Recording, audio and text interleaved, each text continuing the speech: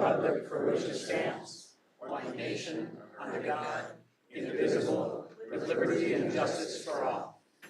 He's probably trying to find a purpose. All right, this meeting of the Brainerd School Board is being conducted in accordance with Minnesota Statutes 13D.02. This meeting is being recorded. Access to the recording is available on the school district's YouTube channel.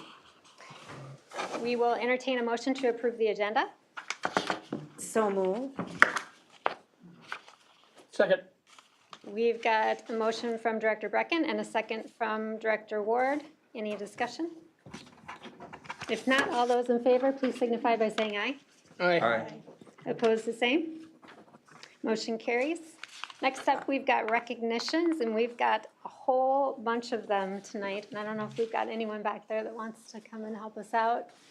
Otherwise, we'll just take a few and hand them around. Sound good? Sure. All right, I'll start us off and hand your direction. Congratulations to the following Harrison VFW Illustrating America Patriotic Coloring Contest winners. They were presented with awards and or certificates at the May 13th VFW Auxiliary and Post meeting. In grades K through 2 category, we had Piper Werwas in first grade. First place, Piper's entry won first place in the grade K through 2 category at the district level competition. It'll be sent on to compete at the state level competition. Dale Stapleton in second grade took second place. Hannah Hubling in kindergarten took honorable mention in fourth place. And then in grades 3 through 5 category, August McGillis in third grade took third place. Corbin Erickson in third grade took honorable mention fourth place.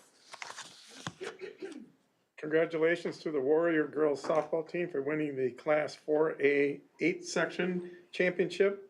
Congratulations to the Warrior Girls Softball coach Shane Jordan on being named the Section 8 4A Coach of the Year.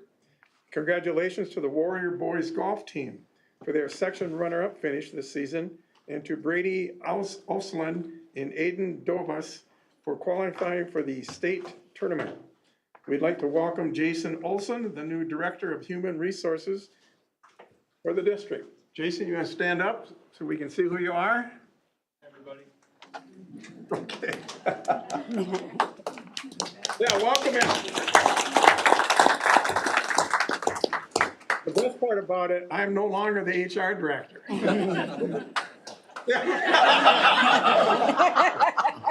Scattered applause. And then congratulations to the 21 Warrior track and field athletes that qualified for the state tournament in the following events. You want to read? Yep. Girls, 4x800, Maddie Miller, Brooke Wentz, Sophia Blanc, and Annalise Baird. 4x100 and 4x200, Avery Duer, Macy Castle, Kennedy Paulson, and Ava Loney. 100 meter hurdles, Natalie Smith. 100 meter dash, Ava Loney. Discus, Isabel Plouffe. Boys, 4x800, Ben Statham, John Cowell, Mullen Bratney, and Carter Milkey. 4x100, Austin Asher, Jordan Davis, Travis Albrecht, and Kyle Peterson. And 110 hurdles, Kyle Peterson. Triple jump, Ty Nelson. Pole vault, Joe Smith. 100 meter dash, Austin Asher. And 300 meter hurdles, Preston Miller. Thank Madam you. Chair, Yes. there's one that didn't get on here that was just announced today, and putting it off probably wouldn't be as big a recognition, but Maya Tauges was selected as the Gatorade State Player of the Year. So, for girls softball. Wow, awesome. Thanks for adding that. Yep. All right, we'll move on to public input. A member of the public can address the board during this time. Comments will be limited to 3 minutes. Complaints or allegations against students or employees may not be discussed due to data privacy. Complaints or allegations must be submitted in writing to Superintendent Grant. The Board of Education and or superintendent will not converse with guests to address the topics discussed at this time. No visuals or props will be allowed. All right, we've got quite a few today, so we'll kick off here with Kevin Boyles, please.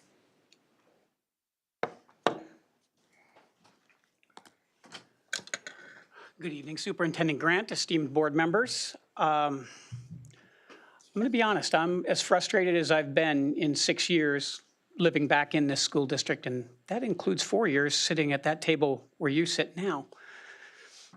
I never thought in this time that I would have to show up for this meeting and tell people to do their jobs, but that's what I'm here to do tonight. I'm here to tell 7 of you to do your jobs. Mr. Grant, your job's the easiest. No, it's not. It's the hardest. You have to come up with a plan on what happens in this school district from a fiscal perspective, if and when there is an operating levy or additional funding from the state or whatever that looks like. And you have to produce 2 plans. You have to produce one that says what happens if there is extra money, one that states what happens if there isn't any extra money.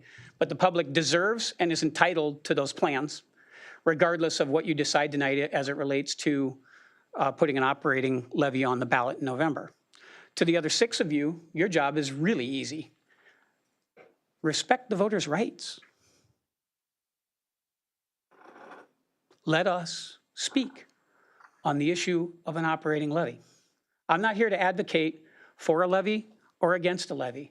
I'm here to advocate for the voters of this district who want a chance to make a statement about how they feel about the future of the school district, one way or the other. That's a simple request. Several of you were really good at sending out pretty colorful, well thought out, well-designed marketing pieces and mailers when running for school board. And one of the phrases on those pieces that really jumped out to me was parental choice. Well, now it's time to put your mouths where your money was and give us a chance to choose. Because if you don't, you're going to leave the district in limbo, and when you go in next November and you're going to look to who's going to replace Mr. Grant as your next permanent superintendent, I don't suspect you're going to get the greatest applicants on the planet when they have no idea what they're walking into from a funding perspective. So a no vote, yes vote, either one is better than not letting us vote at all. Thank you very much and have a good evening. Thank you, Kevin. Next up, we have Heidi Hahn, please.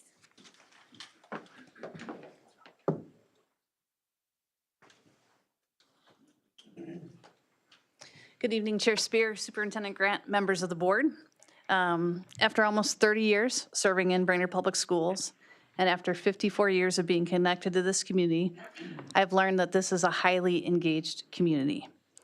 What I learned from my grandparents who made Brainerd Lakes their home is that this is a place where if you get involved, the community is going to embrace you, and they're going to create avenues where differences can be made. This community is unique in its engagement. When we asked for the input, they respond. In my role, when we asked about buildings, they responded. When we asked about strategic planning, they responded. When we asked about a portrait of a graduate, they responded. They are willing and actively engaged, and it's made us better for the services we provided. I worked 18 years as an administrator for Brainerd Public Schools. Every year minus one, we cut. We've been cutting for almost 2 decades.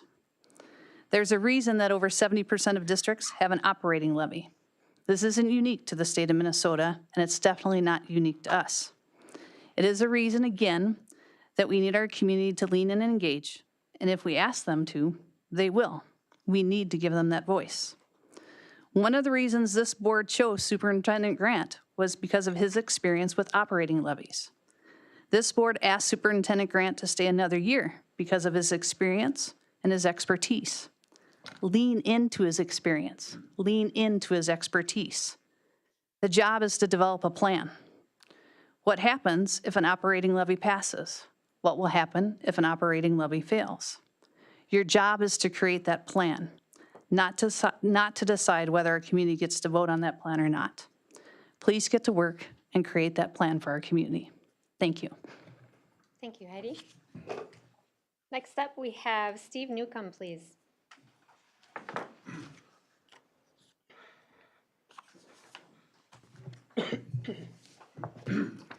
Superintendent and board members, my name is Steve Newcomb. I'm one of the pastors at First Congregational United Church of Christ and the facilitator of the Lakes Area Justice Table, which is a coalition of grassroots faith organizations and civic and cultural groups. And one of the things that the Justice Table is profoundly committed to is public education. And we've got folks from the various grassroots groups that sit around the table that have been attending board meetings for decades in support.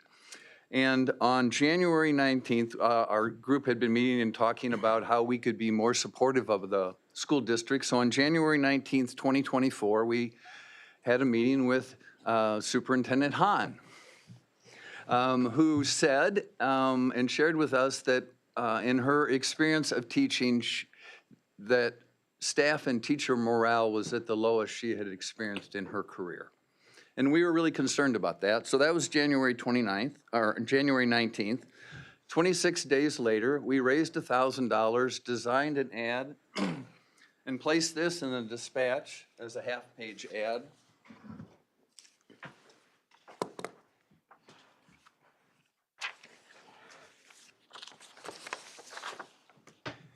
Just so we could very publicly say how much we appreciate the teachers and staff of the public school district. We not only put that ad in, we also sent individual valentines to all the department directors, the principals, and each of the board members. And I'm sure those of you who were on the board a year ago have that valentine on your refrigerator to this day. That was just the beginning. That was the first act of really public support we generated for the public school district. We now have a team that meets with a team from the school district on a monthly basis and continues to come up with ways for us to support students and teachers and the community around public education. This is the first project we did. And one of my colleagues from the Justice Table, who's on your docket to speak, Pat Dixon, will talk about the most recent project that we're doing. Thank you so much for your time and for your service to the school and community. Thank you, Steve. And that's who we have next on our list. Pat Dixon, please.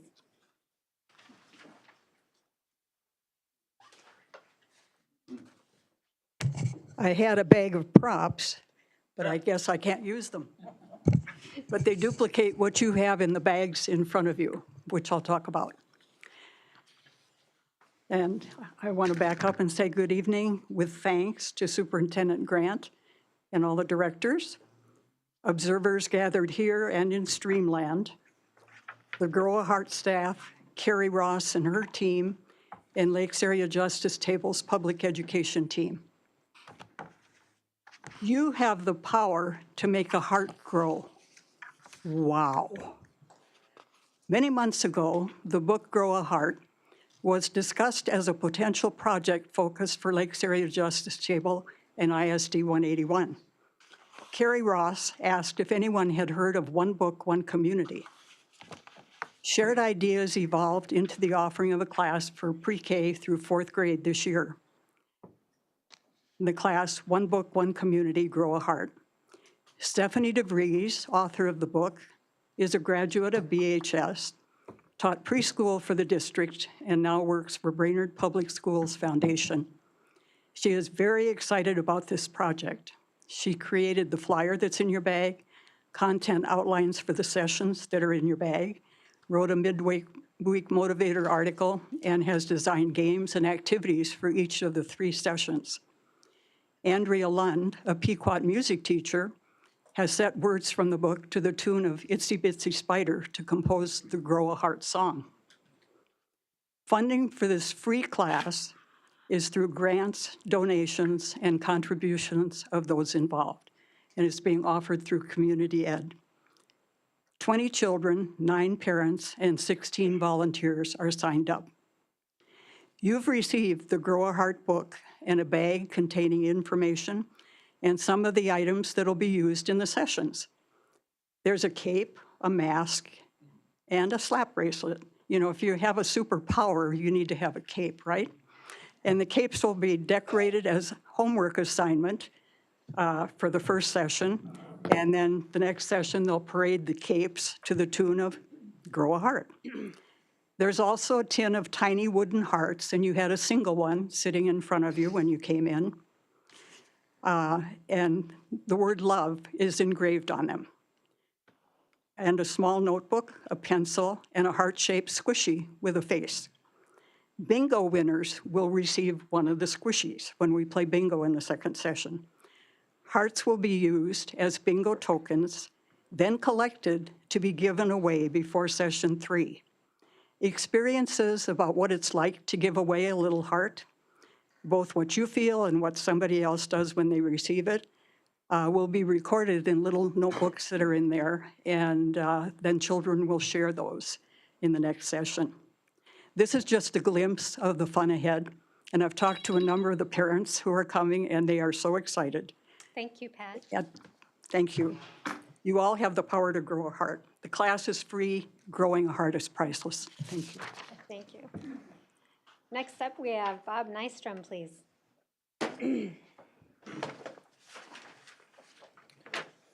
Greetings, Superintendent, esteemed board members.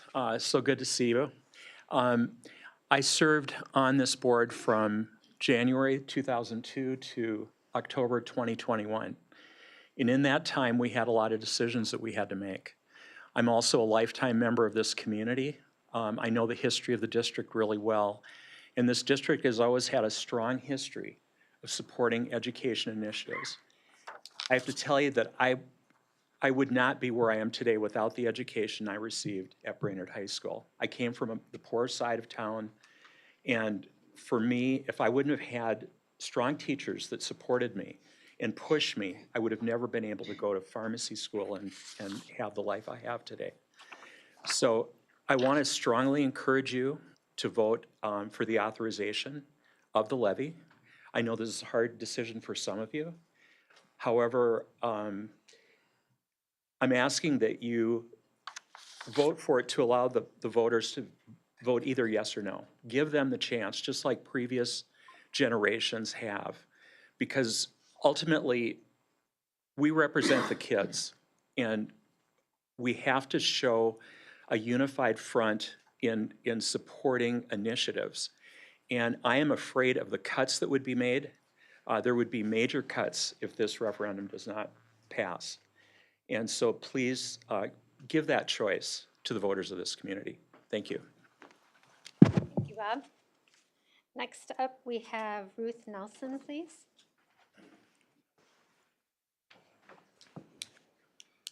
Good evening, everyone. My name is Ruth Nelson, and I'm here to talk a little bit about the upcoming vote on the levy. First, thank you all for your service. I was on the board for 17 years, and it's a lot of work. It's a tough job, and it's a tough job now, especially with all the decisions you have to make. But I hope that you will reconsider your initial thoughts on approving a vote for an operating levy. Let the voters decide. You spent $25,000, I think, for a survey. You have Superintendent Grant here to help you figure out how to do a levy correctly because he has good experience. Why would you spend $25,000 on a survey that came back positive? The majority of the people would support some type of a levy, I'm not sure the exact amount, and then not give it out to the voters. That's a misuse of money right there. If we just keep cutting, which you're gonna have to cut more, I've followed enough and I was on the board long enough, you're gonna continue to lose students. You're gonna have to cut not just the ancillary stuff, but programs, sports. People don't want our school district to go downhill. So please reconsider what you're thinking. We need a good school district to attract professionals and workers to our community, to have a vibrant community. Also, one of you said something about you wanted to support a levy unless we had 90% approval. Well, I mean, think about that. What election, what do you know of anybody that's received 90% of the vote? I don't think so. So if you have a positive, which I think you had about 60%, you have a good opportunity to get some additional funding for a school district that desperately needs it. And if you're concerned that we have a lot of waste, a few years back, I was hoping someone would be here to talk about it, and maybe Director Campbell or Mr. Campbell will. We had a community budget committee, And it was just different local community members that came and looked at the budget and looked at what we could cut and what we should add. And one of the things, this is kind of off topic, but I think you need to look at is adding some additional EAs into some of those classrooms that are really struggling right now. And that's one of the things that could be in your plan for a referendum. So I just really hope that you will support letting the voters decide on operating levy. Thank you. Thank you, Ruth. Up next, we have Charles Blacklance, please.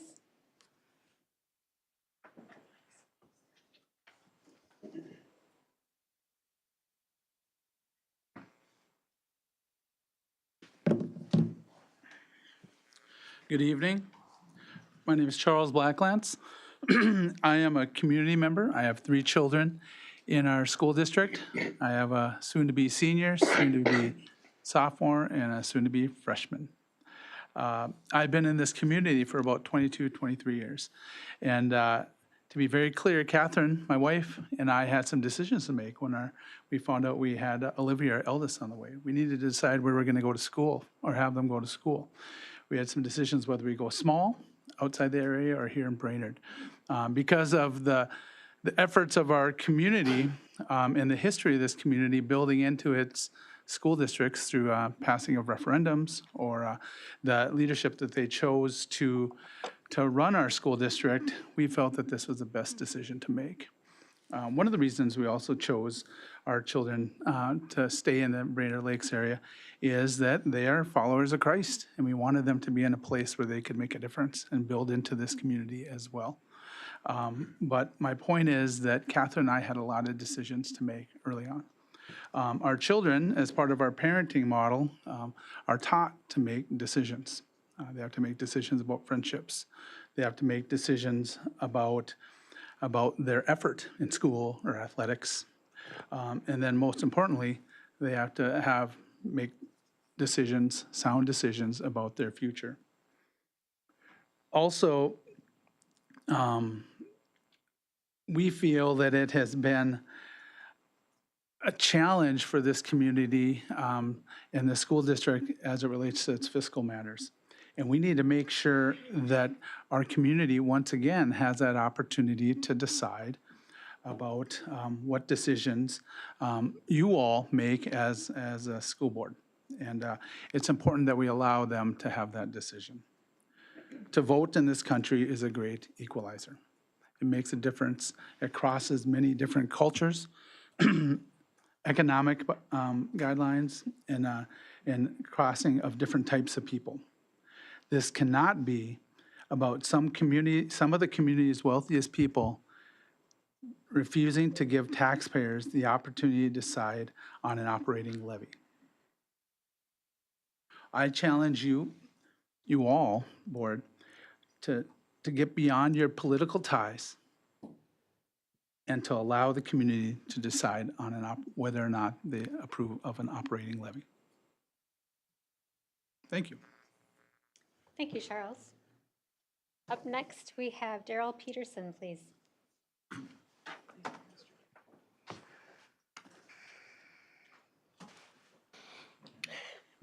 Good evening, Superintendent Grant and school board members. My name is Daryl Peterson. My wife Jennifer and I moved to Baxter in 1989. Thank you for giving the public the opportunity to speak at this meeting and all the meetings. I deeply appreciate the service that you give to our community, school board members, Superintendent Grant, the teachers, the staff, everyone who's been a part of helping this district to be the excellent school district we discovered when we came here. That continues to this very day.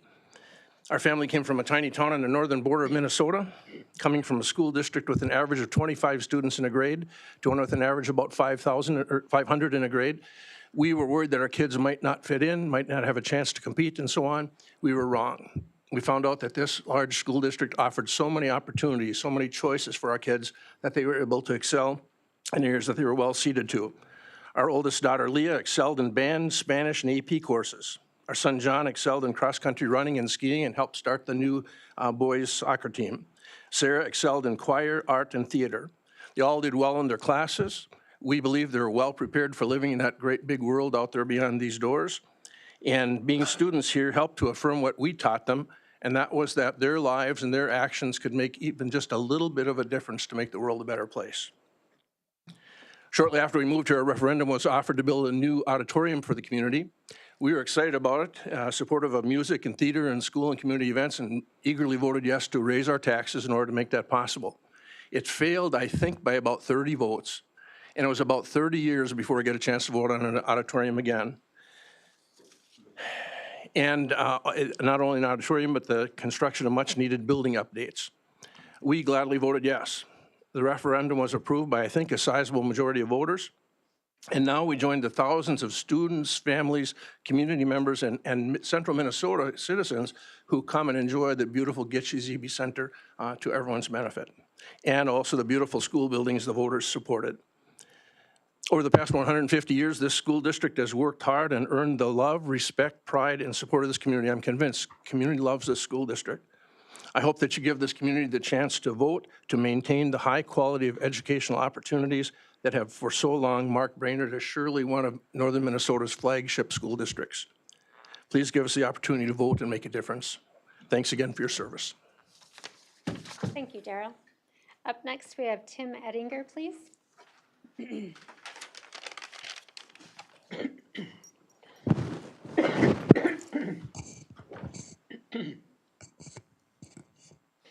Members of the Brainerd School Board, my name's Tim Ettinger and I live in Nisswa.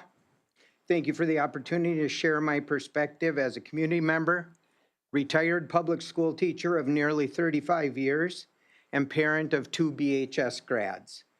I also want to thank you for your service to the community.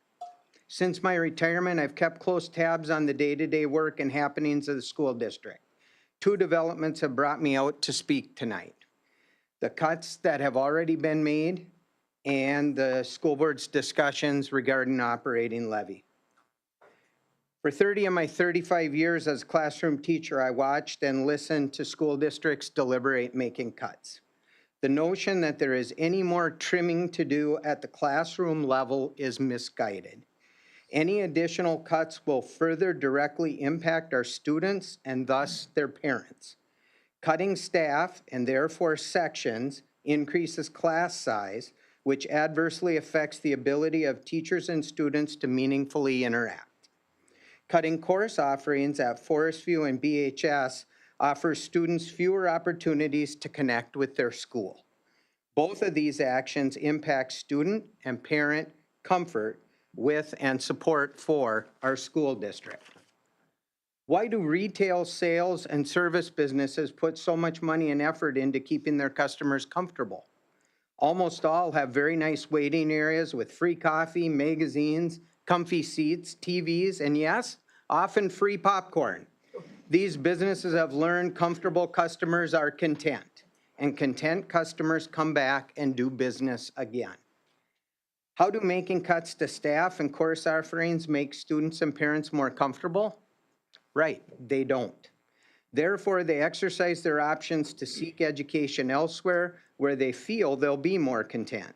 This results in fewer students in ISD 181 and less state funding. It's been a never-ending cycle for 30 years. School districts don't become healthy by making cuts. The legislature should provide additional and more stable funding, but they don't. However, they give us an opportunity to go to our community and ask for help, a local operating levy. I can't see why hiring a consultant to do research on community support for a levy is then not followed up on when those findings indicate a levy would likely be successful. Certainly the school board researched the consultant and hired them due to a good track record. Why not follow their advice? Some members of the board have indicated the desire to make more cuts before asking a levy question. I suggest asking the community if they will support an operating levy to allow things to continue more normally rather than making more students and parents less content. Thank you, Tim. Thank you for your time. Up next, we have Justin Barrick, please.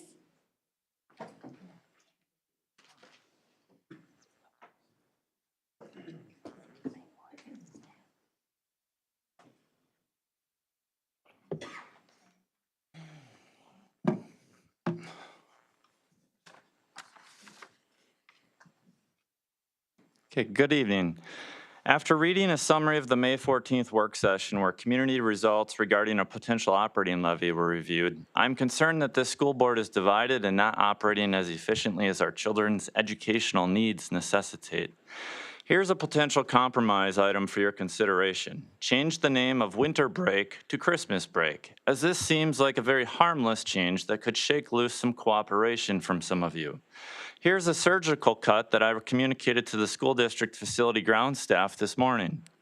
Change the parking lot manual light timer north of the old Baxter Elementary School to stop turning on the lights at 6 p.m. when the sun doesn't set till 9 p.m. Our educational system is suffering now from recent budget cuts, not years from now after we make every cut possible, resulting in a loss of more students to other districts and more stress on our valued teachers. Some of you want to have the district double down on academic focus, and I fully support a move in that direction, inclusive of the following. Scrap the half-days from the school calendar, capping the amount of classroom movie time that's allowed. One of my kids watched movies the last 7 of 8 days of this school year.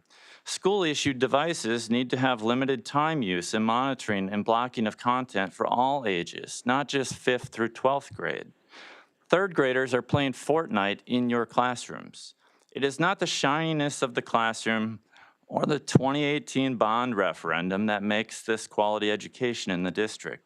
Rather, the quality and the number of teachers in the classroom, and whether they have the tools and district support to keep children attentive and focused on learning, rather than being sad or mad in the classroom.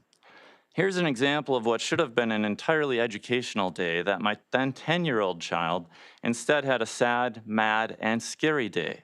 On April 25, 2024, my 4th grade child received the following message on his school-issued device. I know your location and have a knife and will break your skull 20 times. Beware. Do any of you think my child was able to focus for the rest of that learning day on learning? This disruptive, misbehaving students with repetitive behavioral issues in the classroom should not get endless bites at the apple while the rest of the classroom and the teachers suffer. I assure you that the district is losing more students funding because of well-behaved children leaving to other districts within the area than they are retaining by not effectively dealing with the disruptive children. Has anyone asked the 980 district students enrolled elsewhere why they aren't attending Brainerd? The classroom chaos has to come to an end. 30+ children per teacher in a classroom is not what it used to be with this classroom chaos of today's children. In summary, I'm asking all of you before this meeting concludes to identify at least one way that you're planning on compromising and moving this district forward. Thank you. All right, up next we have Reed Campbell, please.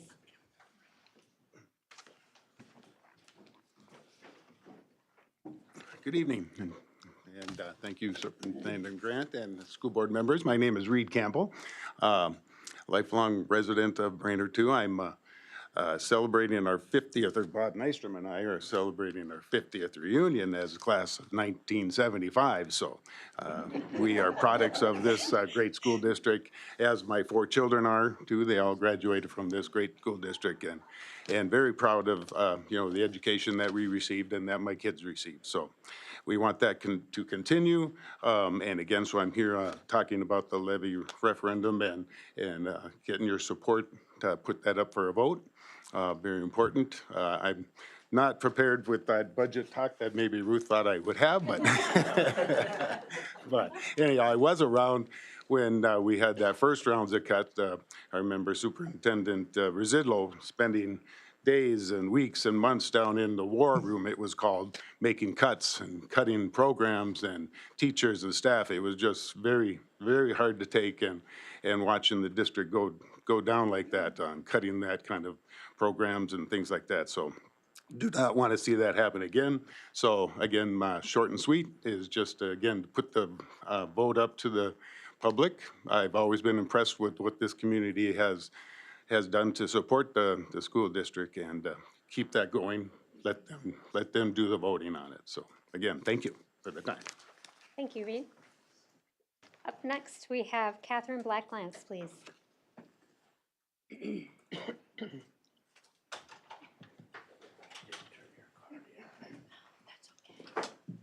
Hello, Director Spear and directors. My name is Catherine Blacklance, and I am a mother and a community member in the district. As my husband shared a little bit ago, we have 3 children in Brainerd High School now. Our youngest is graduating into the high school, so we're excited about that. And he shared a little bit about our path in making a decision to come here to Brainerd. We both were actually products of small schools. Coming from out of the area. And so the big school seemed a little scary, right? But we were so drawn in by, at that time, the teachers and the principal at Baxter Elementary. And we have never looked back in that decision. We've been so thankful for the education our children have had, not only the teachers that have been really dedicated to helping them. They've had some teachers that have really empowered them in different ways. The rigorous courses is part of the reason we stayed, we chose Brainerd, and we've been really pleased with that. And of course, some of the extracurricular activities, and they've thrived here at Brainerd. We're so thankful for that opportunity. With several of you running your campaign on Parents' Choice, I am asking you to allow the parents and the community to have this choice and to vote on the levy, the operating levy. My question is, why wouldn't you? This community has always been so supportive of our education and of this district. And so I just want to ask you that this not be about political grandstanding, that this is really about supporting our children, and it's about the future of our community and the future of taxpayers, right? The children that are going to be our future in Brainerd. So just asking you to allow the community to vote. Thank you, Catherine. Up next, we have Amy Aho, please.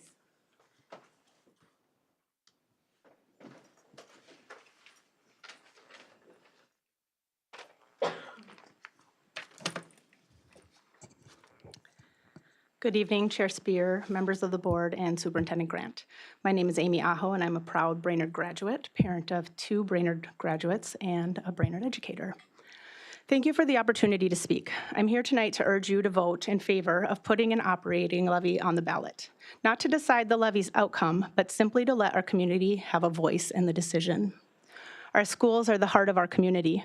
When we face funding shortfalls, it doesn't just impact test scores, it impacts students' access to support services, extracurriculars, class sizes, mental health resources, and the stability of the staff who work tirelessly every day to support our children. These are not small things. They are the foundation of a healthy, functioning school system. The board hired a company to survey a portion of the community in order to guide them in making a decision regarding whether or not they bring a levy to the voters. The results of this survey and the recommendation of the company was to move forward with the levy. Why pay a company to advise the board if the board is not going to move forward with the recommendations? This decision isn't about politics, it's about democracy. If the board chooses not to place the operating levy on the ballot, the community is denied the right to weigh in on something that affects every student, every family, and every staff member in our district. Let the voters decide.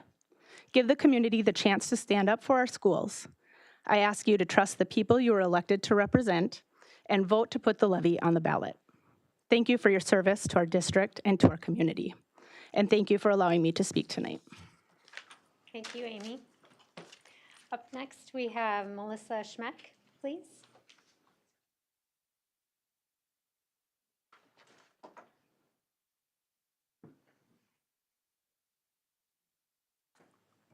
All right, good evening. I'm here as both a teacher and parent, and I'm speaking for many staff who care deeply about our district's future.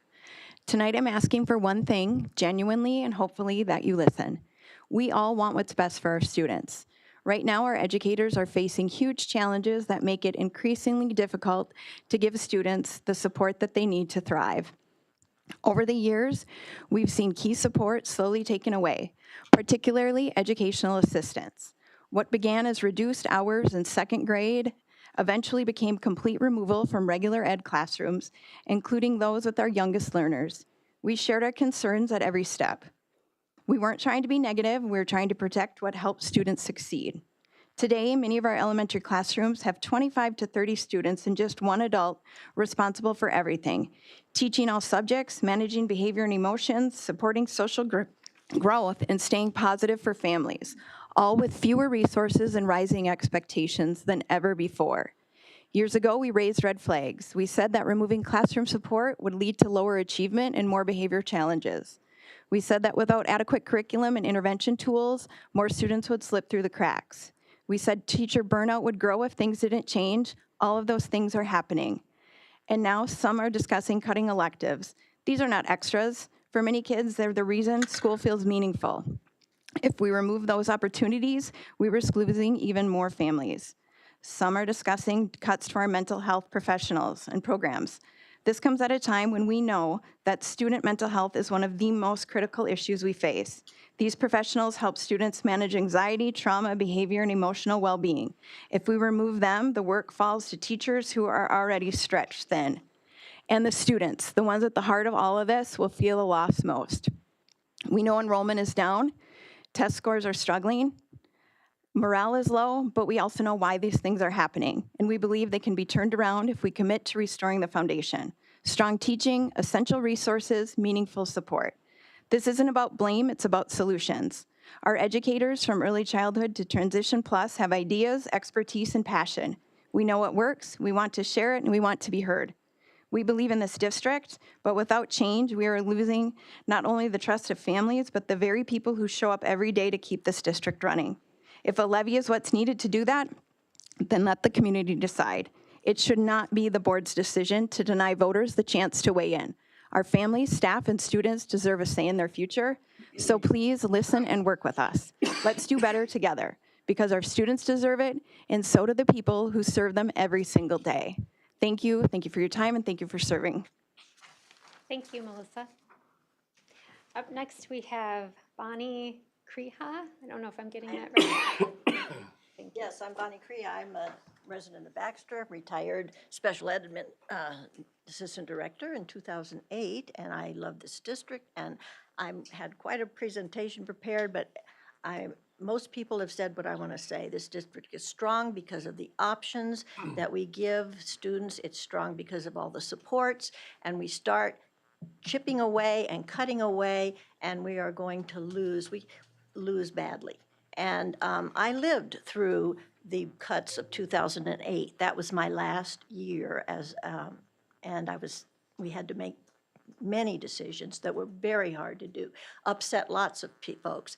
But one thing that helped me get through that was that our board in 2007 went for an operating levy, and they worked hard at it, and we worked hard at it, and it failed, as many of them failed. Half of them fail.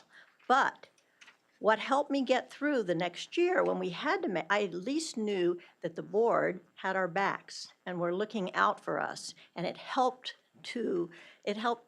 just helped to know. And I can't imagine today if I was working and you were going to make massive cuts, and then I would have to carry out some of those, and it's kind of like, and the board didn't even bother to ask the community about those cuts.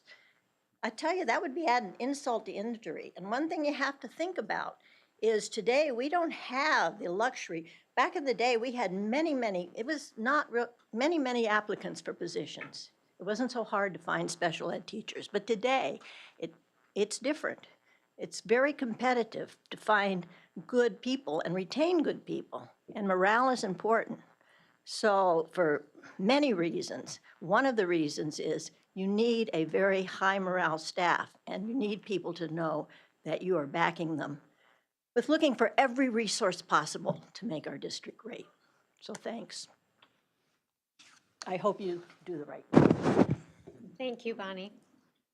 Next up, we have Sarah Carlson, please.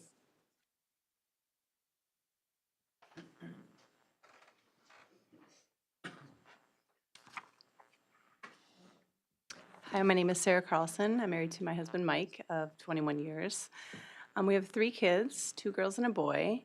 They're all 3 sport athletes, one that tacked on music just to keep us on our toes. So we're very busy parents.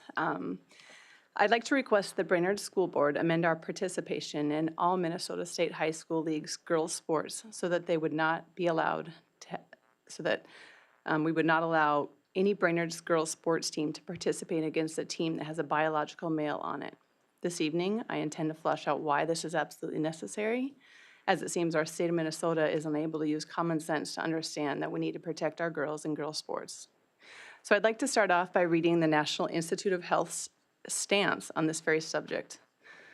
This comes from an article entitled "The Biological Basis of Sex Differences in Athletic Performance, a consensus statement for the American College of Sports Medicine." Biological sex is a primary determinant of athletic performance because of fundamental sex differences in anatomy and physiology dictated by sex chromosomes and sex hormones. Males are typically stronger, more powerful, and faster than women of similar age and training status.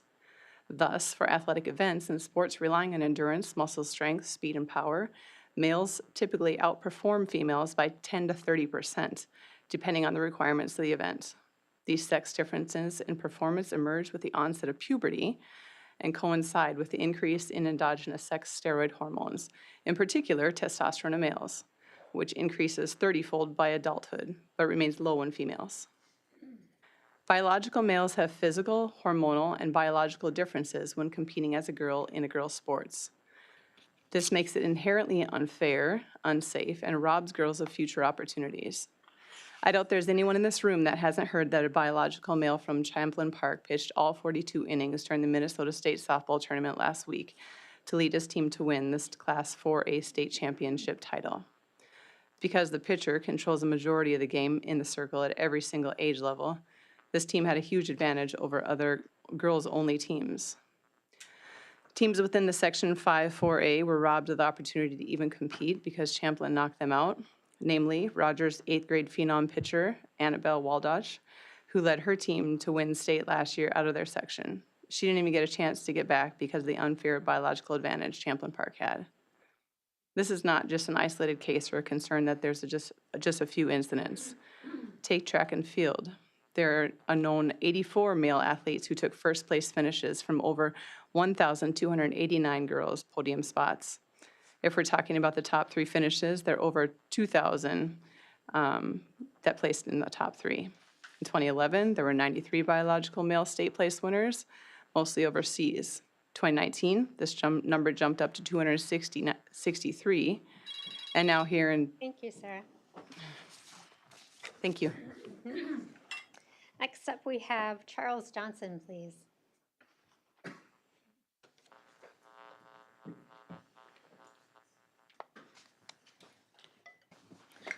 Good evening, Superintendent Grant and board members. My name is Charles Johnson. I've been a resident of the Brainerd School District since 1977. Our 2 children graduated from Brainerd School with a fine education. And it's no secret that Brainerd School District has been one of the leading districts over those 47 years that I've been here, time and time again. And over those 47 years, there have been 28 board elections where the people have spoken. The chairs you are sitting in have been filled by so many other people. People like Jan Moran, Lou Hudson, and several of those who have already spoken to you tonight. The people spoke who their leaders were to be, and the people spoke, and Brainerd continued to be a fine and excellent school all the way from that time on. Also, over those years, there have been various referendums, and you've heard some of that mentioned tonight, how some of them passed wonderfully, some of them totally failed, some of them were squeakers. But the people were the ones who voted. They were allowed to be part of the magic that is Brainerd School District. They're part of the reason the Brainerd School District is such a fine and strong district, not only locally and regionally, but across the state. So it is my challenge to you to honor that history that you have, that you're sitting in the chair of, that you honor that history and put aside any personal feelings over this subject, that subject, or any other subject. Let the voters speak, because they have shown in my 47 years here that they care and will be part of the solution. Thank you. Thank you, Charles. Up next, we have Marcia Ferris, please.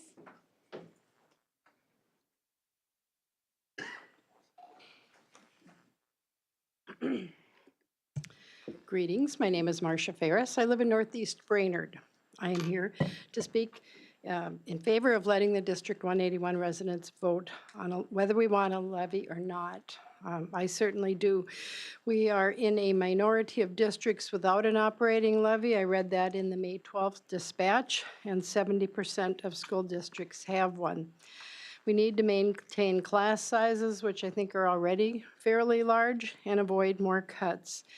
Even though my husband and I have no children or no grandchildren in school here right now, we have 3 children that have come through this school district, and they're all as different as they can be. They all got what they needed here, which is kind of remarkable when we look at that. 2 of the 3 of them are in the area and taxpayers. They got what they needed. We want to make sure that other children get that, and we're willing to pay for that. The referendum for building upgrades and the Performing Arts Center all passed. We need to remain a school district where people will be willing to move here for. It is one of the considerations when people are looking at areas to move to for employment or starting a business. We need good schools. Thank you, Marcia. Up next, we have Michael Smith, please.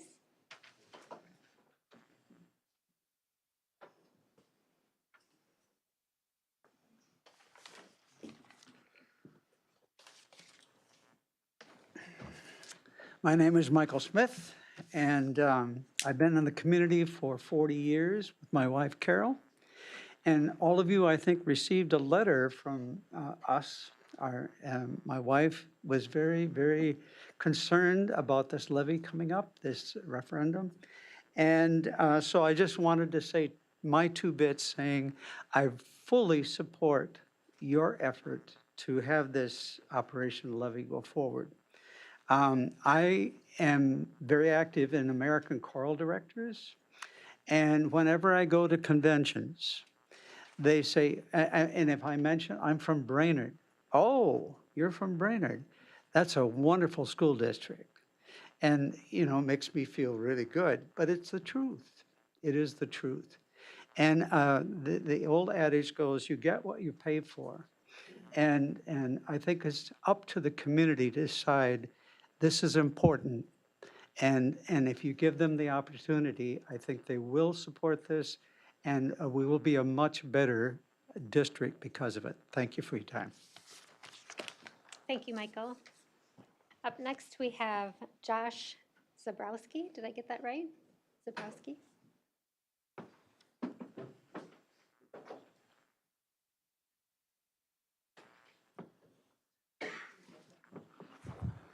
All right, good evening, guys. I'm just here kind of to tell my story a little bit. I'm married. I have 3 kids. I have an 8th grader, a 2nd grader, and a 2-year-old. So we're really good at family planning. So basically, we're in it for a long time. We're going to be in this district. Originally, if you would have asked me 9 years ago, had I planned to stay in this district? No, I'm not originally from the area. I came here for a job, and I was very much ready to do my time and move on. However, I got married, and you know, a kid started coming in the mix, and we just started questioning, like, okay, if we're gonna make a move, we should probably get close to doing that. And you know, in that time, I was feeling kind of defeated in the area. That there was the talks of the Gitche-Zebe being built, and I didn't have much faith in it. And at that time, we were very close to saying, yeah, let's pack up and head out. We tried. But then, to my astonishment, the community voted for it. And, you know, and actually just this past weekend, I got to be Elvis, and I danced with my kids on stage at the Gitche-Zebe. So it's been really awesome to have family come up. I'm even in the works of trying to talk my sister into bringing her kids up and enjoying this community. However, you know, I'm a little concerned that there's potentially a few people that are going to potentially block the voice of the community in order to help the schools and vote for a levy. I can accept if it doesn't pass, but I cannot accept that we won't even have the opportunity to vote on it. So I just ask that you guys make that right decision and let the community vote. And guess what? You guys still get a vote. You can vote no if you'd prefer, but just give the community a chance. All right, thank you. Thank you, Josh. Up next, we have Ed Shaw, please.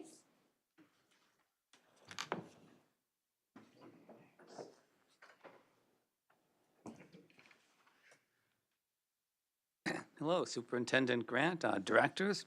Name's Ed Shaw, resident business owner in Brainerd, have 2 kids at Forest View. And regardless of how one feels about a levy, pro, con, undecided, the voters need to decide. Everybody ran for office. We're for the people. We represent the people. We support the people. Well, the people want to vote. The people want a choice. Please give them that choice. There is no valid argument to not allow the voters to decide here. Thank you. Thank you, Ed. Up next, we have Ruby Shaw.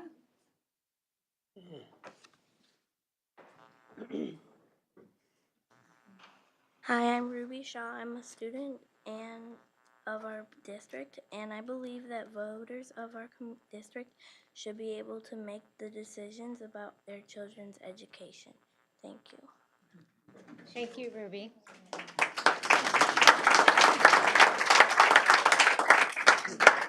Up next, we have Lane Larson, please.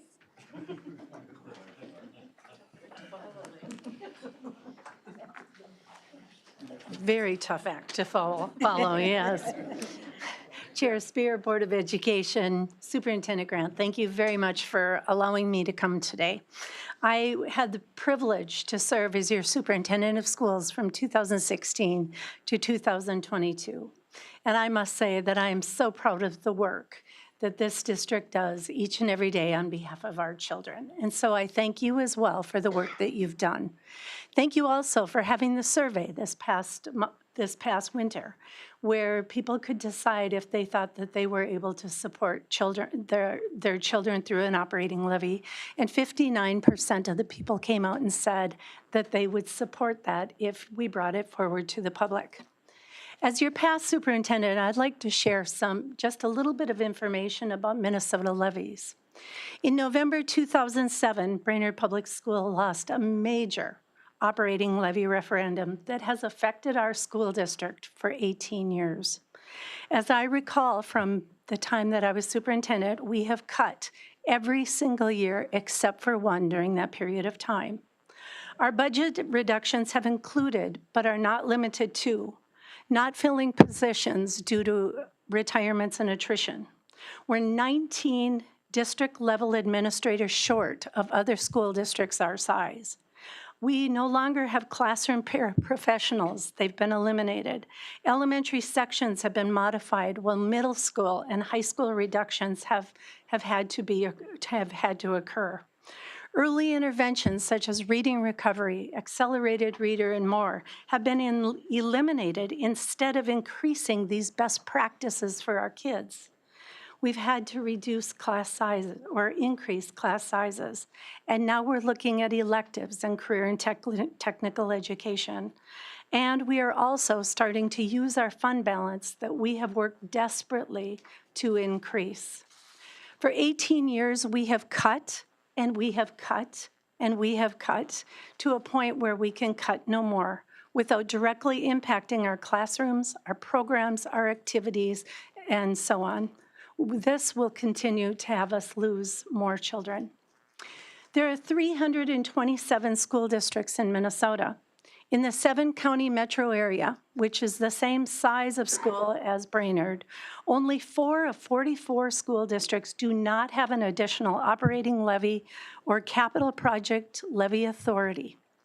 The per pupil operating referendum of some schools in the cities, they get $1,400 more per child than we do by not having any operating levy at all. In greater Minnesota, 115 of 197 districts have additional authority. Tonight, I encourage you, I beg you as a mother, a grandmother, and so on, Please let our constituents provide the guidance this November, putting our students first. Thank you. And last, we have Wade Hapajoki, please. One more added, I'll bring up to you. Oh, Is that okay? yes. Let me promise. Yeah.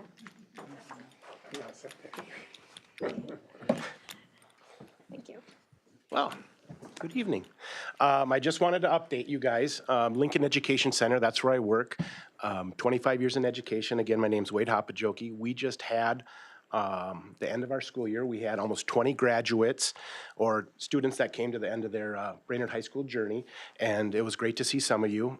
We did have our carnival DJ. We did have the dunk tank. Put it down May 21st. It's warm water, trust me, it'll be okay. So we're gonna get you in there, I promise.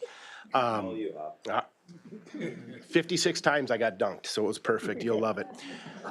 That was my lead in, but then, you know, there's been so much talk about referendums and stuff. I'm just gonna throw this out. You were elected, the lowest number of votes for you was 7,500. The highest was 11,000 over. Ms. Ederman, you got the high. Indeed, she beat you. Yeah, just barely in total.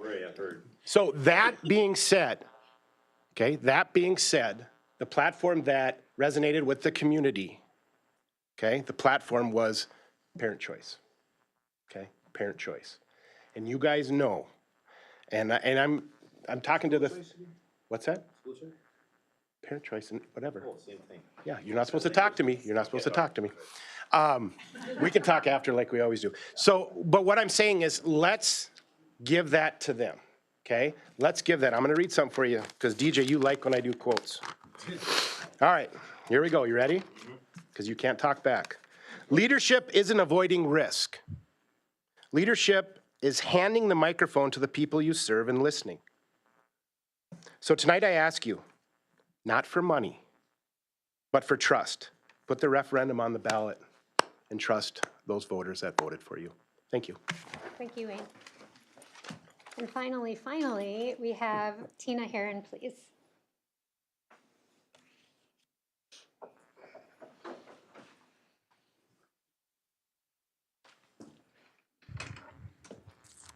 Hello, my name is Tina Herron, and I have not done public speaking since probably high school. So I am here because, first, I am a Brainerd High School graduate. I live in the district with my husband, who is also a high school graduate from here, and we have 2 daughters that attend here in the Brainerd School. I am here today with my group of fellow parents, and we are here to say yes, approve the high school league membership that you are approving tonight, but we would like a clause saying that our girls' teams will not play against teams with biological boys. Let's take a lead in the Minnesota Section 8 sports teams and keep girls' sports safe and equal. I believe biological boys should not compete in girls' high school sports because it's simply not fair. Biological males, on average, has physical advantages in terms of strength, speed, and endurance due to the testosterone and muscle mass development, especially after puberty. Girls deserve a level playing field and a chance to win based on hard work, not biology. Girls train just as hard as boys, and they deserve the chance to compete on equal terms and not to be overshadowed by biological differences they cannot control. Let's support girls by protecting the spaces that were created to give them opportunities in sports. This isn't the matter of hate, it's the matter of fairness, safety, and respect for all athletes.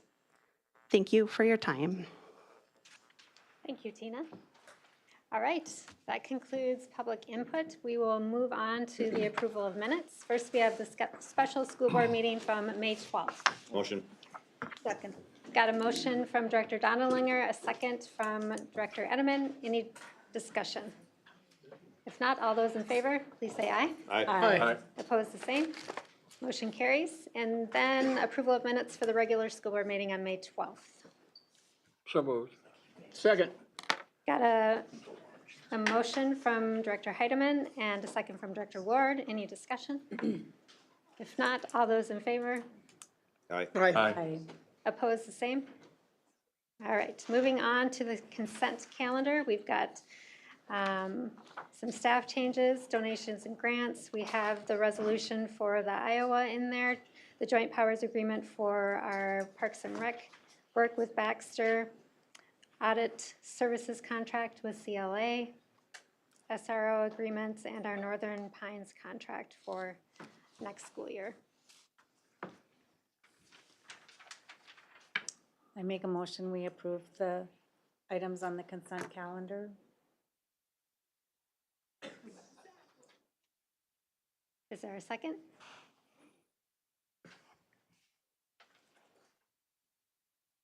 I'll second. You might as well, I mean, the deal is, you guys, I was late, so I missed the agenda's been approved. We can pull something off. I think we if should there's pull that something. SRO thing. Okay. Do you want to pull it? Yeah, I'd like to see to it pulled. discussion, or do I you make a wanna- motion that we approve the consent agenda and we talk about the SRO contracts. We already have a motion and a second, but we can still pull that to the end of the meeting and add it as new business. Okay, You want to do that? Sure. Okay. So we will pull the two SRO contracts to the end of the meeting, and we will add them as new business after the final new business. Kelly, are you following? I don't see a number on that, but we'll add it down there. Okay. All right, so we've got a motion by Director Brecken and a second by Director Ward to approve the consent calendar, moving the SRO contracts to discussion at the end of the meeting. Any further discussion? If not, all those in favor, say aye, please. Aye. Opposed, the same? Oh, It's a roll call. apologize, I need a roll call on that one because we have a resolution in there. PJ Dunlear, Yes, I was gonna say aye. Stephanie Etterman, Yes.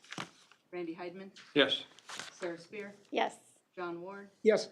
Michelle Brecken, Yes. all in favor. thank you. Up next, we have a presentation on our spring screening data with Christina Lundgren, please. Welcome, Christina. Get this pulled out here.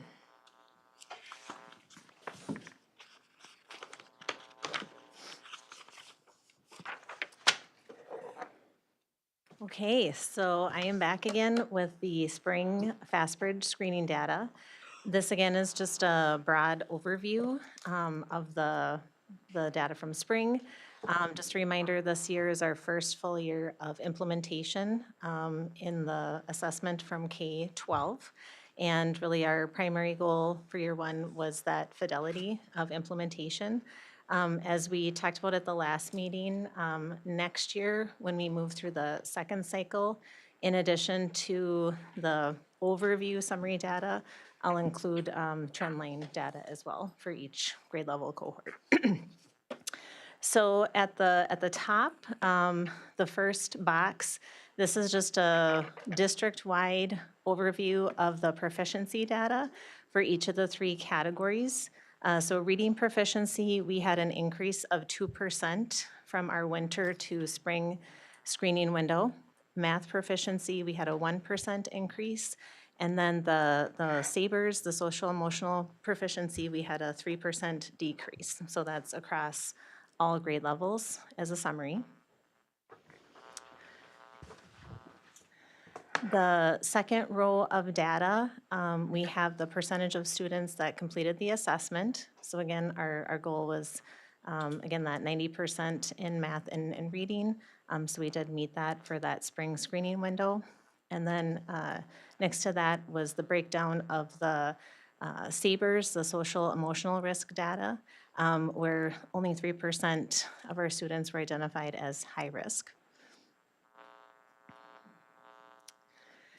The next section, this is looking at the proficiency, the percentage of students proficient by grade level over the three screening windows. So looking at the data, the orange bar represents the percentage of students that were proficient in the fall screening window.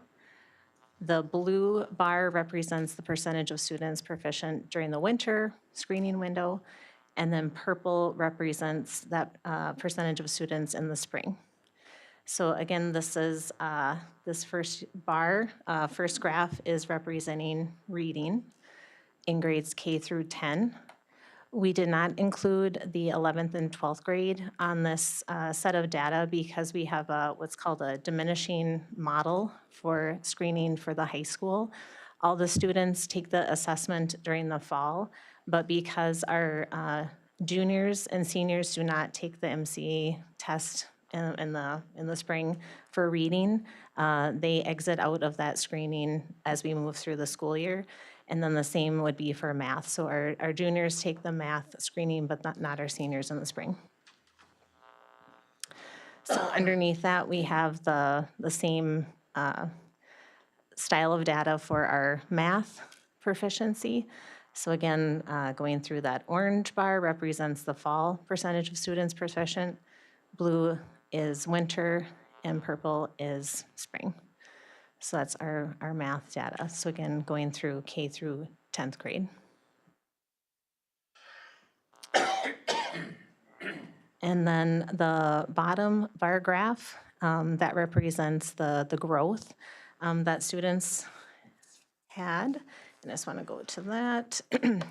So comparing from our winter data, looking at that typical and aggressive growth, the teal color, kind of blue-green, that bar represents the growth of the reading assessment.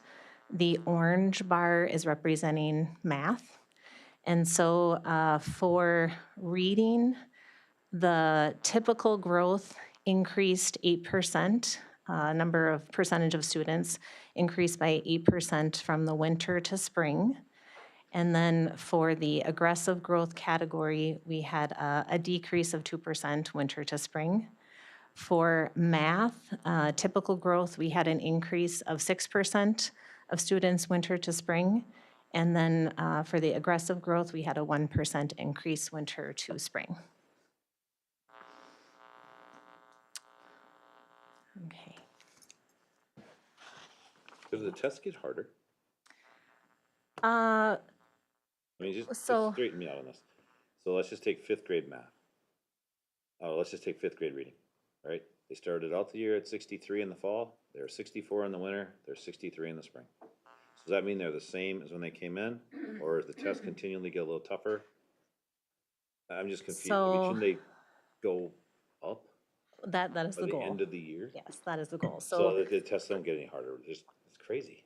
So the proficiency is that the number of students that are meeting those grade level benchmarks. And so the test is, so if I think of look at the math test, for our grades 2 through 10 students, there's two components to the test. So there's a automaticity, which is a time test, and that's kind of like the number sense, the math facts, basic operations, just whether that's automatic for you.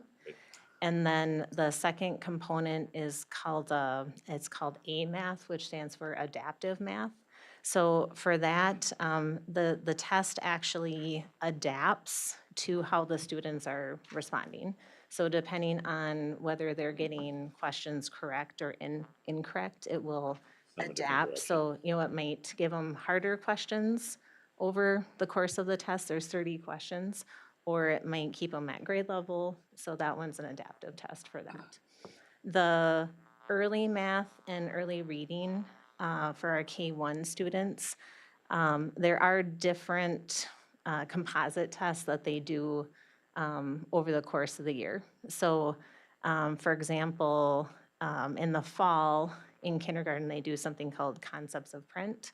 It's how text and images are laid out on in a book, let's say, of how that's laid out, where they don't do that in the spring. So they've moved on to another level of reading test. We can give them a break. Yeah, so I'm just saying that's how it's designed. But yes, the goal would be to increase the number of students that are proficient from fall to winter to spring. So, yes. When will we know, Christina, how 11 and 12th grade, are we ever going to be doing a fast bridge assessment for those folks or not? We do. So we do in the fall and the winter, just not in the spring. And part of that too, especially with the juniors and seniors, there's a cohort of students that are PSEO students. And so it is hard to capture those students to take that assessment. And so because they're not, like our seniors, we're not preparing them for like an MCA, let's say, we decided to not have them assess in the spring, but we do collect fall and winter data. So that's why they're not included on the spring screening data, but they'll be on the fall and winter. Okay, so we will be collecting data. Correct. Because, correct me if I'm wrong, I believe under the READ Act, Yep. kids are supposed to be proficient in every grade, right? Correct. That is the goal. That's the goal, okay. And you think you'd have a little fall off, you know, your senior year, I don't know about you, but my senior year, I don't think I took a hard class. And it was kind of more fun, and I'd already taken all the math that was available and everything, so it was like there wasn't that much left. I'm sure I was a little rusty after a year of not doing it. Yeah, depends on the student. Oh. And again, it's one moment in time. So there are all those other factors that happen. But yes, the goal would be for an increase in the number of students proficient. If you were in the predicting business, how do you think, based upon the screening data from Bass Bridge, how do you think our MCAs are going to turn out? I don't want to be in the predicting business. Okay.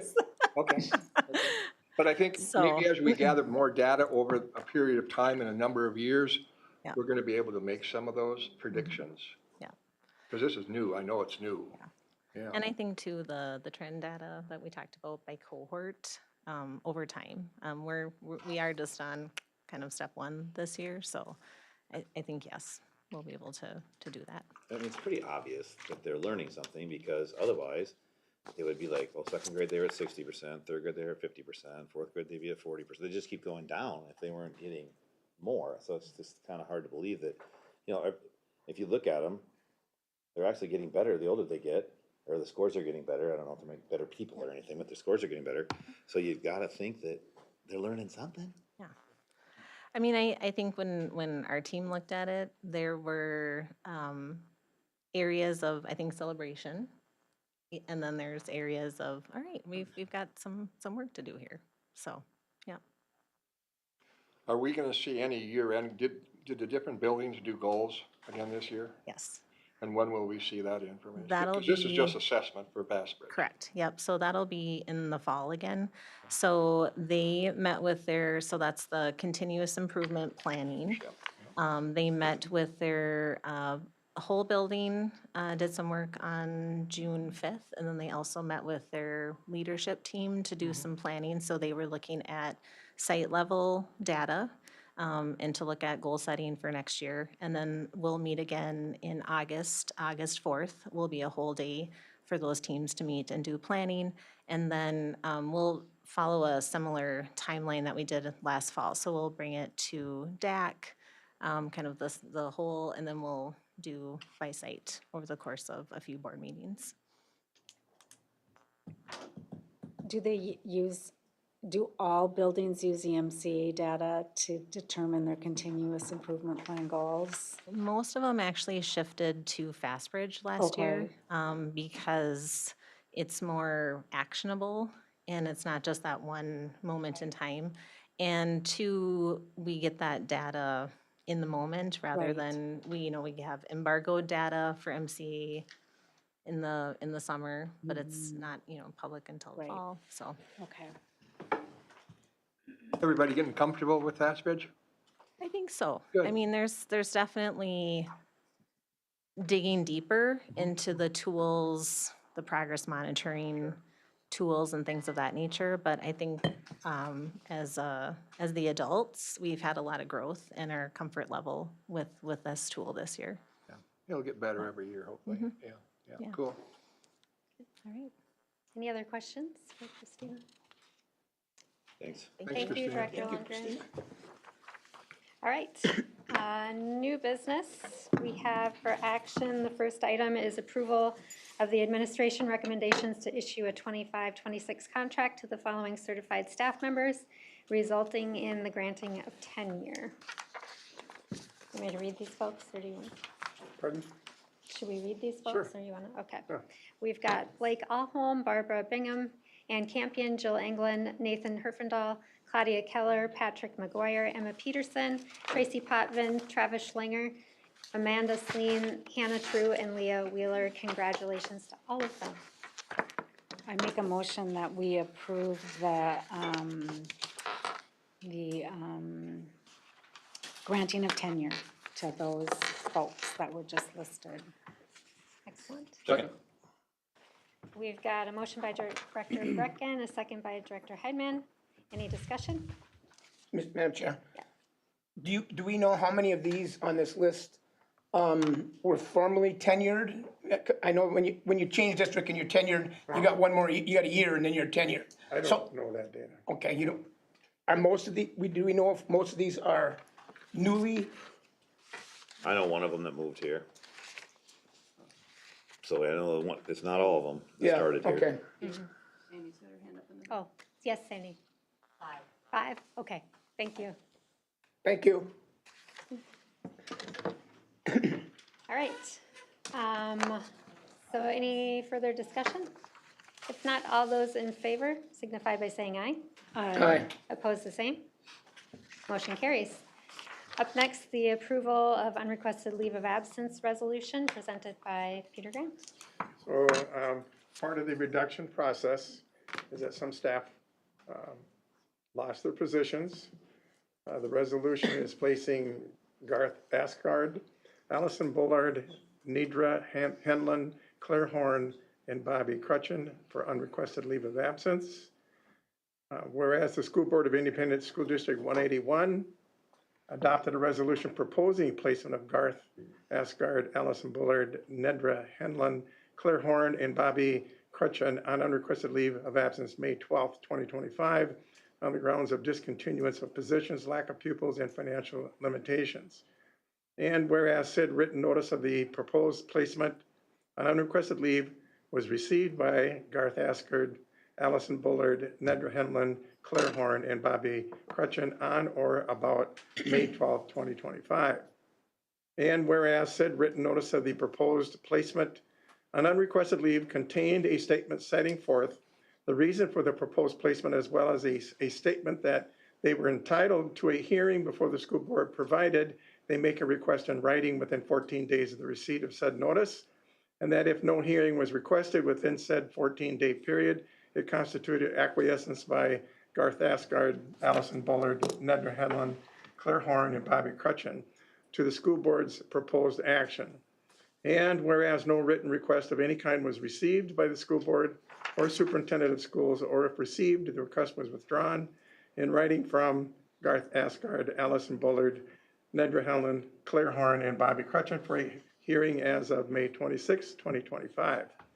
And whereas said failure to make written request for a hearing within 14 days after receipt of notice of proposed placement and unrequested leave constitutes acquiescence by Garth Asgard, Allison Bullard, Nedra Henlon, Claire Horn, and Bobby Crutchen to their placement on unrequested leave.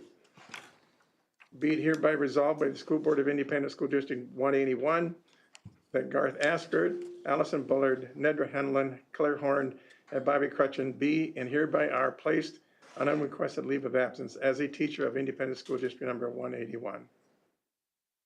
On the grounds of discontinuance of positions and financial limitations effective at the end of the 24-25 school year and on June 30th, 2025, pursuant to the Minnesota statute MS 122A.40, subdivision 10, along with applicable portions of Article 7, Section 2, subdivision 1 through 6 of the current master agreement between the school district and the exclusive representative without pay or fringe benefits.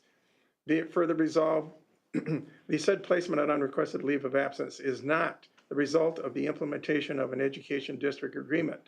Be it further resolved that a notice of placement on unrequested leave of absence, together with a copy of this resolution, be forwarded to the said teacher, and then an affidavit of same be placed in his or her file, together with a copy of the notice and resolution.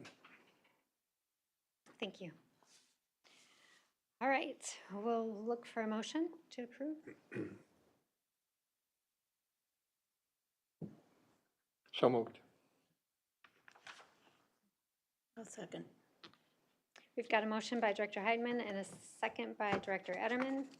Any discussion? Madam Chair, Yes. the initial ULA list, I think, had 11 or 12 people on it.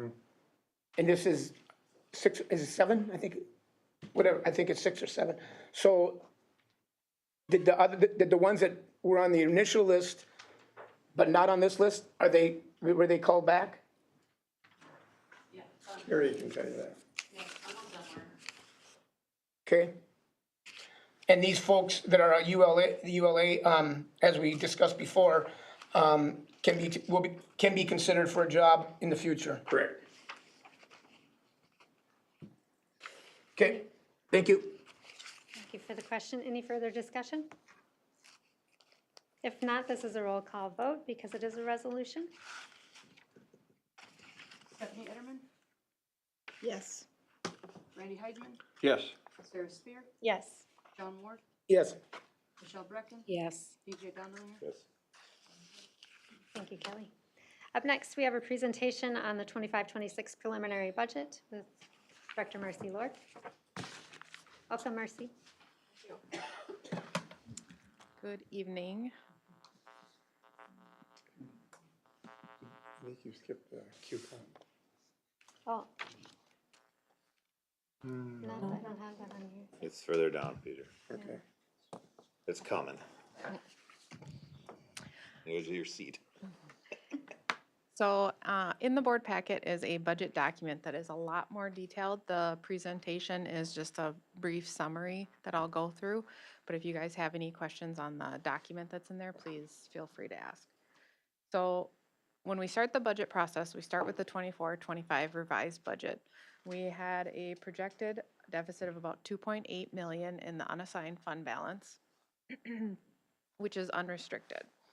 We take that, roll it forward, and then put in our budget assumptions. So for this upcoming year, there was an inflationary factor from the 2023 legislation, and they came up with 2.74% with that flat factor. As of right now, that's still a thing, so that is in the budget, and then we have a projected decrease of 121 students with the enrollment projection model that we use. Compensatory was a change in the formula from the 2023 session as well. So that was a decrease, and then the levy increases from adjustments. So we put out a levy, and if the enrollment goes up or down, there's adjustments with that, and the levy is actually increasing because of some of the adjustments for us. Marcy, could you please explain that, why there's that drop in compensatory revenue? Yes. Is that because of the READ Act?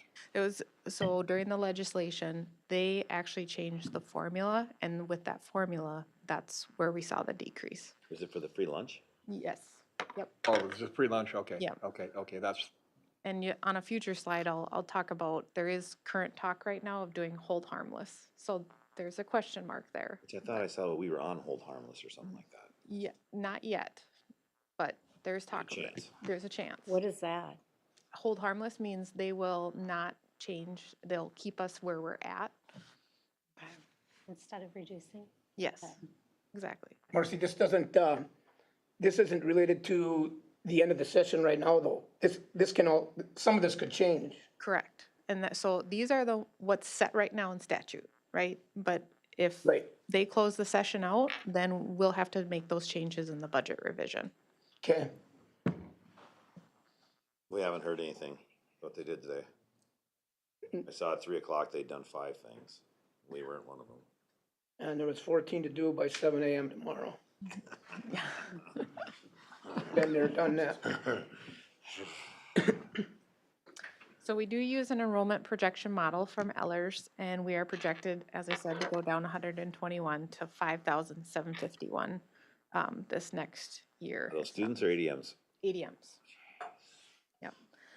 And I just wanted to share, I started this last year, the birth year, 2013, there was 695 in Crow Wing County, and in 2023, there's 624. So there are less births happening in the county. You know, when we talk about declining enrollment, yes, there are people who are leaving, but part of it is there just are less students. You know, something crazy, which I don't know why I'm doing this, but I'm doing it, is, I think when they showed the first baby born this year, they talked about it, and I think St. Joe had 370 births last year. So I was like in a panic, so I'm happy you got the real numbers. But I'm surprised that, you know, I suppose people are going other spots, and some of them are having them at home. So I don't know, but it's only like 370, which just shocked me. So what was that, what were those figures again? So in 2013, there were 695 births in Crow Wing County, and in 2023, there were 624, so 71 less Okay. births happened. And that's just births, you know, we don't know if they left or they're still here, but, Could have been your vacation, John. yeah, yes. State. This is true. So then we look at our expense assumptions. So student enrollment is the big one, right? Expense assumptions, salaries and benefits is a big one for us. So we look at known and projected increases, i.e. settled contracts versus ones that were in negotiations. We also updated the OPEB draw and then added back CARES positions that were funded through September of 2024. As you guys know, those funds are no more, so then all that has to go back into the unassigned.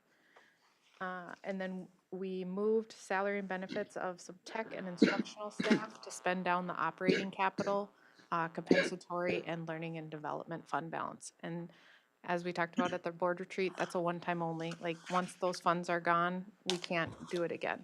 So 25, 26 only. So the preliminary budget starts with, or that is being presented tonight has a $2.2 million deficit in the unassigned. The learning and development, as I said, so learning and development, basic skills, operating capital, all of those show a deficit in decreasing that fund balance on this summary sheet. And then also I wanted to note the LTFM. So this is the year then that we see that increase because of the 1A funding. So in 24-25, our allocation was about 1 million. We see that go up to about 4.6 million in this year's budget for buildings. So we can use that on repairing our buildings. So can I ask? Yeah. So when we were at the airport and we had the meeting on May 14th, we were at 1.3 to 1.5 in a deficit. Now we're at 3.2. What's the difference there? So the 3.2 is down at the bottom, Yep, right? So it's yep. summarizing all the accounts. Okay. The 2.2 references that same talking point that we were talking about, unassigned. Okay. So it's not as big of a difference. And then also we did update our assumptions with estimated increases.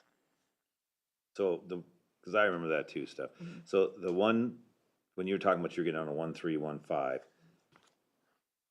I'm still a little lost on how, so we picked up another 1.7 based on these expense assumptions that you have above here, which are like previous contracts and Yep.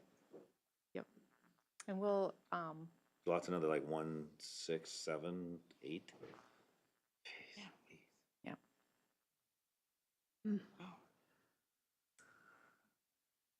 Okay, so then looking at the unassigned fund balance, that's what we primarily focus on because it's not restricted. The school board policy is 10%. With this budget, we will be going to 9.9. And that's an estimate. That could change when we close out 24-25 if we don't have as big of a deficit we have more kids than what we had projected. Expenses come in less. That will impact this because if we end the year better, then we will probably be above that 9.9% projection. If we're doing better. Yep. And then what assumptions are you making on some of the contracts that aren't settled yet? Are you taking estimates in there? I mean, you don't have Yes. to tell me what they are. Okay, Yeah. thank you. I'm not gonna get into that business. Yeah. But I mean, are you building those, or is that just gonna be added on if They're built in there. they're built? Yep, and so we would see a change if they are higher than what I had built in there. Or lower? Yep, yep. Good question. So looking ahead, there was that proposal that I got shared with, another business manager shared with me, and it showed a projection for Brainerd of having an additional 1 million for compensatory if that proposal moved forward in the legislature. So just an FYI. And then, like you had just said, DJ, actual versus estimates in expired contracts, that could affect the budget revision. And then updates on state aids. So the aids listed were just carried forward from last year. No changes. At this point, I don't know. So if anything changes with that, those would be updated with the budget revision as well. And then I just threw on there the potential operating referendum, just because with those one-time uses, I'm just gonna remind you all that $1 million then would be added back to the deficit starting in 26, 27, which is so we're already starting with another deficit, large deficit. So in the other funds, Fund 2 is carried forward, same thing, with no known changes at this time, so we just carried forward the budget. Fund 4 was updated based on programming by the Director of Community Service. Fund 6 is our construction fund, so we're just using that as projects come up. Capital project requests were put in, and with us getting creative with capital, we did put some of those projects to the construction fund instead of capital. Debt service was updated to reflect our levy payments and then also debt service payments. The OPEB was updated based on our current year projection. So we're seeing a slight increase in the retiree payments that we're making, so the budget was adjusted to reflect that. The debt service fund is just interest, and we'll need to be talking in the future about closing that account. So we've made all those debt payments, and now the cash is just sitting there earning interest, and we can close it out. So the OPEB trust fund. Yep. So can you just give us a 10,000 foot Yeah. on that? Yep, back in the day, I heard back in the day we had like 26 million in there. yep, the district was allowed to levy for projected OPEB expenses. So they did an actuary study, figured out what that magical number was, issued bonds for it, and then we've slowly drawn down those expenses as they've come. Eventually, it's gonna be gone, right? Like, there's no going back and redoing it. So once it's gone, we can add it to our levy. Yeah. Once we spend all of it, and we got 14 to go. Yep. And we're spending about 2 a year. And we have done awesome at the interest earnings on that. Like, that was supposed to be gone a while ago. What is the interest cost? Oh, that's those bonds. So the That'll bond, be gone next year. yes, those We are all, won't have that expense. they're all gone. They're all paid off. Well, that's a bonus. Yes. Like 800. A big deal. So Marcy, that additional revenue that we qualify for because we have X amount of square feet in our district, what is that called again? For 1A funding. 1A funding, yeah. Alt facilities. So does that additional money, can that only be used for facilities? That can only be used for facilities? Well, it's not just facilities though. It's football fields. Yeah. All roofs, Yeah. parking lots, But sidewalks. it can't go in the general fund. Well, it can't Right. go for whatever you want. it Yeah, for. okay, I Like, if just you go for needed- new computers. I needed science clarification on room that. stuff. The only personnel we could pay for out of that would be like a HVAC tech or Okay. electrician. Okay, Otherwise, A lot of those in the payroll apparently. yeah. okay. And correct me if I'm wrong, we get that money, but we've got about $49,000 of bonding that we did. We got to pay that interest off, and that's where some of that LTFM money's going, correct? Some of it, but now with the 1A funding, we have can't a spend that whole on it. new door. Yeah. But therein lies the issue why, if we were to close a building, then we would not qualify for that funding. Correct. We did find out more information that the building could be closed in dark, we could still own it and it would still be count Okay. towards our square footage. We I'm won't be able proud to- of you. You're digging, Okay, huh? You're thinking outside interesting. the box. And we Look can at lease this. it, we could lease it out, right? Make How some about revenue. rent? I got on today, we could lease it out. I had somebody that's got a little knowledge on this deal, and we could lease that baby out. Right. Need to keep That owning I it, did though. not confirm, Not have so. to pay Huh? the utilities. That I did not confirm, the renting out part, but if we own it, it could still count. It'd be no different if it was darker if we owned it, except that, think of the savings. And if we can rent it out a little bit, even if we rent it out for not very much, They keep pay it the up and take utilities. care of it and. Yeah. Yeah. And then one thing that, and I did want to touch on that LTFM, when we talk about the referendum, that's one that we could potentially lower to lower that tax impact. So just keep that in mind too, that What do you mean? What was so that? instead of Oh, I know what you're talking about. Yeah, so instead of 4.5 million on the levy, maybe it's 3 million on the levy, and then the referendum could fill in the difference, and so it wouldn't be as big of a tax impact. Because those are two different funds. You Yep. can't spend them. We're talking, okay, so we're talking about the I'm debt, the taking debt that we, less on the guaranteed money to Yeah. go for the gamble. the The debt deal that we, is I think once you pick your number, I don't think you get to go back up, is So we can, what Matthew told me from Ayler's at that meeting. when we do our levy in the fall, we can do full LTFM like we are planning a on not yearly having a referendum, but then we can revise it and reduce it down if the referendum were to pass. You have to make your final decision in December, right? Yep. And then one thing I did miss on my notes too is, so the 2.74% made the gen ed formula go to 7,481. And then if you add the levies, we get about 11,000 per student. So just taking all the money we earn from the state divided by our ADMs, it's about 11,000.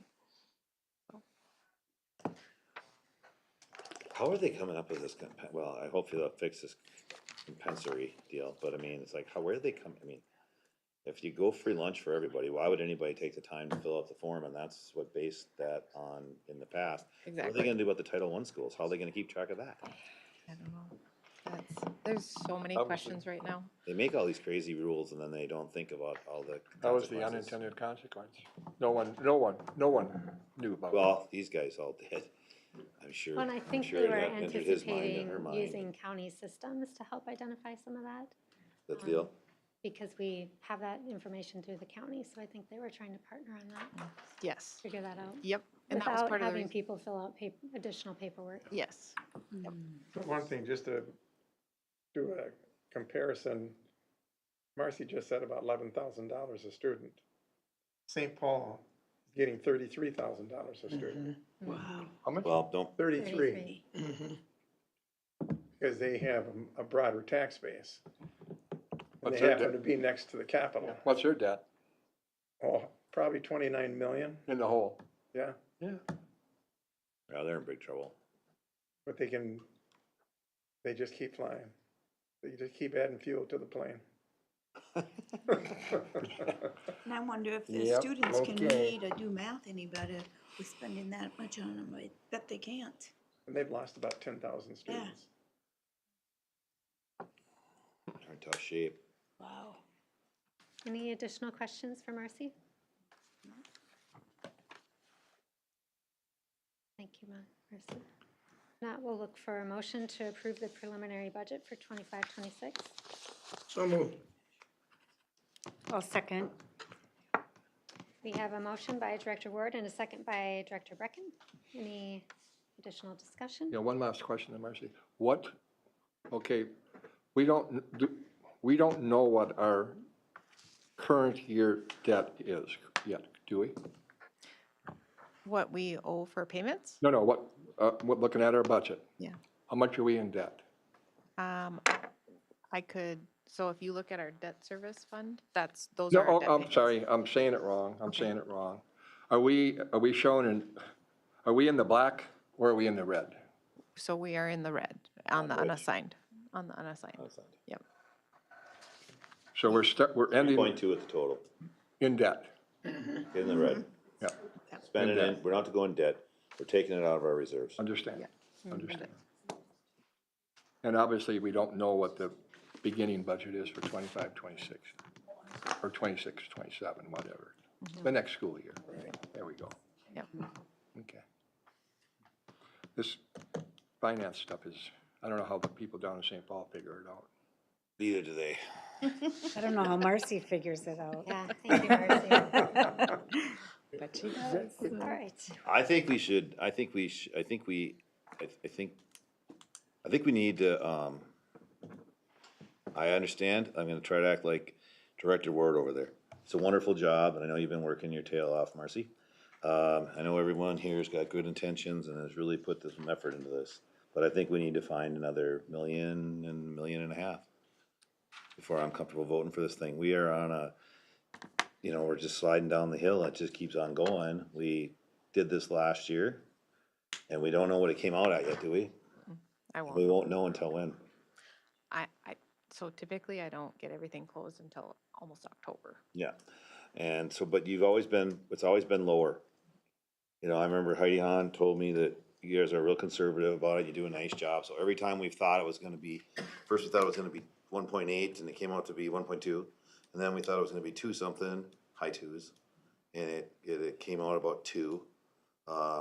So this year we were looking at 3, right? And I just don't know how long we can continue to kick the can down the road on this $3 million upside down thing. I mean, I'd almost like to, like you guys talked about, I can't remember what the last thing we were doing, we're taking another swing at things.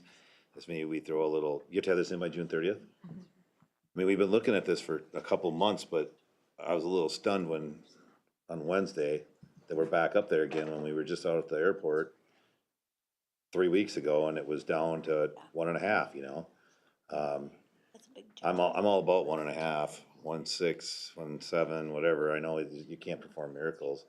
I think we need to start looking in different spots and different, we can't put any more kids in the classroom.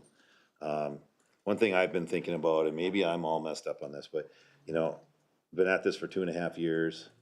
I've been paying attention. I think I'm worried about these kids. I worry about the people that work here. I worry about the whole deal. It's not like I'm the big bad wolf like I heard this today so far. The deal is that if we had 7,000 students and 1,200 employees, I was informed on Wednesday that we still have 1,200 employees. Not saying that's accurate. Could be 1,172, could be 1,220. I don't know. But I heard it was 1,200. And we've gone down to 6,000 kids, right? That's a 14.5% decrease. If you just do simple math on that times 1,200 employees, we need to get rid of 170 people. Is that easy? No. And I don't think it's teachers. And the other deal is, the person I was talking to today about some of this stuff was this building stuff, which we all decided together that we couldn't do that because we'd lose that other dough. But now we found some more information out. And I'm just wondering if it's like, we gotta make some hard choices. And it's not about firing, I mean, it's just what we have to do. We can't have the same amount of people working for 50, if you have 15% less students, then you gotta have 15% less staff. And if you really got right down to the nitty gritty, you should probably have 15% less busing and 15% less square footage, right? I mean, I know we can't get all that done by June 30th. I'm not looking for miracles here. But you know what I'm saying? It's like, we've got to start looking at different deals. I talked to Sarah about it a little bit on Friday. I mentioned to you grant writing, right? I thought we had grant writers. You straightened me out and said we don't. I believe you, because I'm sure you know, right? But you mentioned to me that teachers write the grants. Well, do they write them on weekends? Do they write them at night? Or do we pay a substitute to go in and write while they write those grants? Because we did pay $1.6 million in substitute teaching last year, right? So we've got to, somewhere along the line, we got to start going and saying, hey, we can't afford to do that any longer like we used to. You know what I'm saying? I wonder if we should I don't know how to go about this. You got your motion and you got a second. I guess we could just try to vote on it and then we could go at it again. But I would almost like to see us have like a special meeting in like 10 days or 12 days and see if you can't find $1 million. Well, here's where we're at. This is a preliminary budget. We will have an opportunity to revise this, and I think the revisions you're asking for probably take more than the week and a half that we have to put together and to put into place. I don't think any of us are comfortable with this budget. I would never recommend spending $3 million more than you have. I think it's also, as we've seen the last few years, we are conservative. We don't know what we're getting from the state yet. We're making a lot of guesstimates. And without real numbers, we're not making a real decision here in my mind. But we do need to find that out, and we do need to make some real decisions. So when do we make, when do we, I mean, I remember how this budget goes. The way I remember it is, we do this, we get that to the state. Then we look at it again in September, and we kinda, it changed a little bit. And then we get to December, and that's our real budget, right? That's the final of this 24-25. But this is kind of your roadmap for your goal of how we're gonna start the school year? Yep. So once we start, we really can't, I anticipate for this year, that's going to be very difficult. And I would also say it's going to be a very difficult year no matter what happens here. But if we don't have an operating levy, this is going to be a real effort. And I think that decision probably needs to be made first before we decide. I know it's kind of Where we're backwards, going I agree with next. you. Yeah. I mean, if we start working on the real budget next week, after we've passed this preliminary one, I guess that's what we do, and that may be the direction we end up going. Well, here's the I other hope it's scary, not, but here's the other scary part, is, so this budget that Marcy brought us is the only information that she has, right? There's nothing she can do about it, is a 2.74% increase in funding for education. And the rumors that we've been hearing are, Peter, you know the most about it, 1.5? Yeah, maybe. Maybe it's 1. So if that's another 2%, how much is that? Is that $2 million? So 2%, not Give or take. quite. Yeah, I was gonna say not quite 2 million. Maybe 1.8, 1.7? less than $1 million, I would say. Well, less than $1 million. Well, what is unassigned balance, and where's that all come from? It's all, so it's, Well, the 96 million or 98 million for next year, where, doesn't that all come from the state? I was gonna say, so you're thinking 1% of our total budget, but it's 1% of the per pupil amount. Isn't that our total budget? No. So it's 1% of the 7491 Yes, you got it. times 6,000 kids. Yep. I'd like to be honest, I mean, I'd like to kick the can down the road for about 2 weeks. And I'd like to sit down with, I still don't understand all this budget stuff. And we're starting it so late, I think, in the game. I feel I cannot make an informed decision, and I believe in my heart that we have some real quicksand in our budget, and it's not based upon our budget, it's based upon how we spend the money in the budget. And I would like to sit down with staff. I would like to propose 2 board members going in and sitting down with Peter and Marcy and whoever else and ask the questions, and then come back in 2 weeks, have a special meeting and take a look at doing what we're doing right now. Because do you guys understand all this? Michelle, do you understand it all? I don't, and I'm not picking on you. Yeah. I don't. Do you understand it all, John? Not all of it. And you've been in the legislature. I was a vice chair of the finance committee, and I don't understand. So, He doesn't understand. but I don't know if that's helpful. I don't know if delaying it is helpful. I don't either, but it's tough to vote for a $3.2 million we have- takeover. What's wrong with 2 weeks? Hell, we've been kicking the can down the road for how many years? And I'm not blaming other boards. I don't know what happened with other boards. I'm not here to talk about that. I'm here to talk about what we need to do today and going forward. Because we got quicksand in that budget from a spending standpoint, and it needs to be addressed. I'm not sure what you're talking about quicksand. I just visited 11 schools in the last 3 weeks and saw and witnessed and observed that I didn't see any waste, any kind of thing that we can cut anymore. I heard tonight of people talking about, the 18 out of 19 years we've been cutting and cutting and cutting. To me, we need to move, and we need to move now. Period. It's my opinion.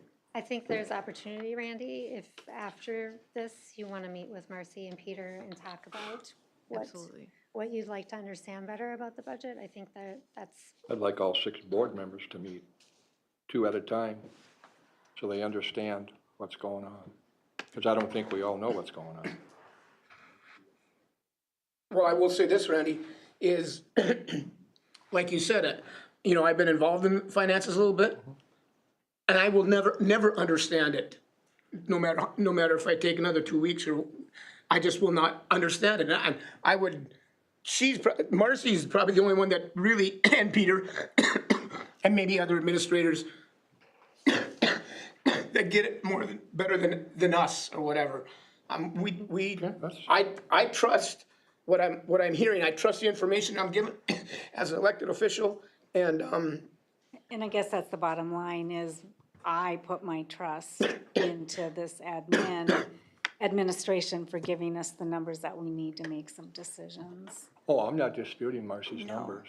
I'm not disputing her job at all.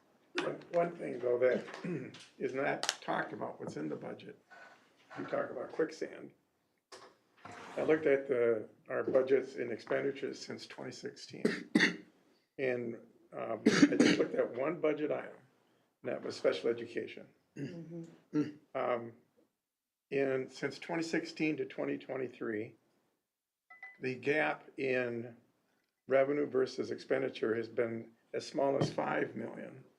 The last one's 8 million. There's nothing we can do about that until the feds, who have been promising since Earth was made, that they would do 100%. I don't know, what are they at, 42?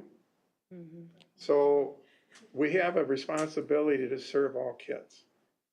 The difficult part is, those kids that need the most service, we're getting the shortest nickel possible. absolutely. And local, state, and federal, everybody knows that, but nobody's changed it.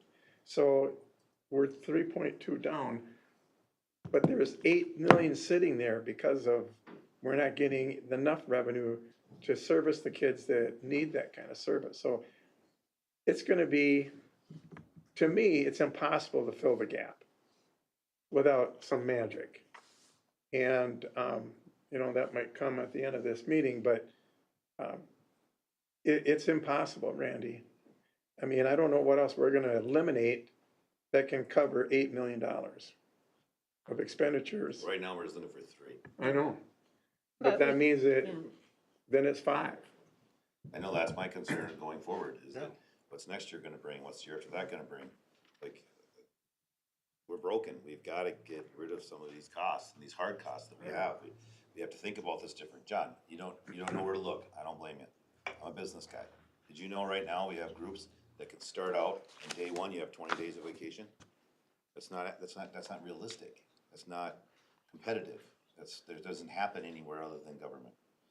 This isn't even real. I was looking at the Department of Labor, it's like wages here, benefits here, time off here, compared to everybody else, right? Union or doesn't matter, right? It's not competitive. It's like we have to dive into this. And this isn't because of us, it's not because of you, Marcia, you and I have talked about it, Peter, and anybody on this board. And the previous boards, we've seen lots of board members, and I knew every one of them, actually. This just is built up over time. It all made perfect sense when it was designed this way 40, 50 years ago. But now, everything's too expensive, and it's not working. You can't sustain it. Or if the state would pay us more, I guess we could keep going. But that doesn't feel like that's gonna happen. So I just feel bad that we're gonna, if we've only got this much money for so long, we should try to preserve, we should try to save some money someplace. We're not gonna be able to fix the stuff like I just talked about. You're not gonna fix that in 2 weeks. It's impossible, right? But we need to think about that going forward. Like some of these things we have to have some changes.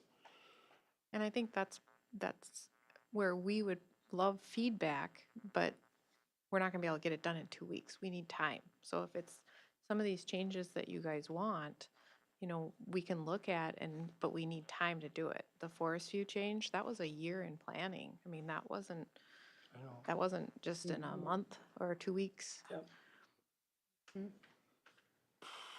Well, and Superintendent Grant is absolutely correct from the standpoint that, when I started teaching in 1972, 73, we didn't have the special ed numbers then, or we had them, but very, very few. I mean, when they passed, PL 94-142 in 72 or 73, you know, that set the tone then, you know, we're gonna give you 40% reimbursement, and they still haven't been even near 18% or whatever, but, and our numbers have exploded.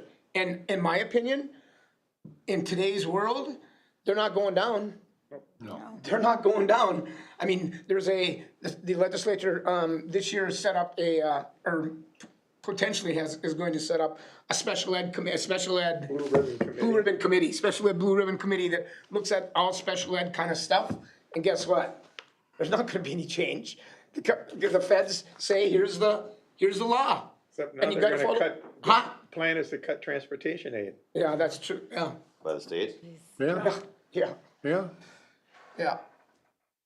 And the elephant in the room is a special ed. That's right. I mean, and I support that. I support, you know, all of our kids having a fair and adequate and equal, all kids, educational journey.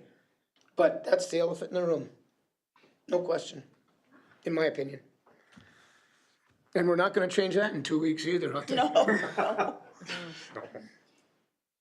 And we're spending about high 20 millions on that? Is that kind of the deal? That's where the disconnect is between the 96 million and the 124 million? I don't know what the total is. Well, this year it's 124.9. I know what it is. What are you talking, spec ed?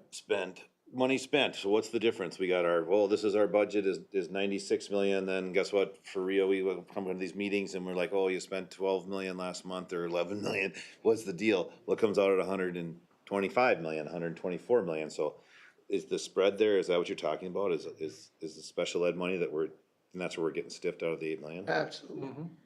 It's called cross subsidy. expensive. We gotta go to our general ed money to pay for, special ed services. So I think in 2023,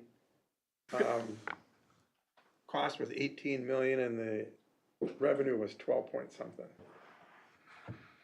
And that's just we're not Vegas. Those numbers aren't fake. No. Are we subbing most of that out?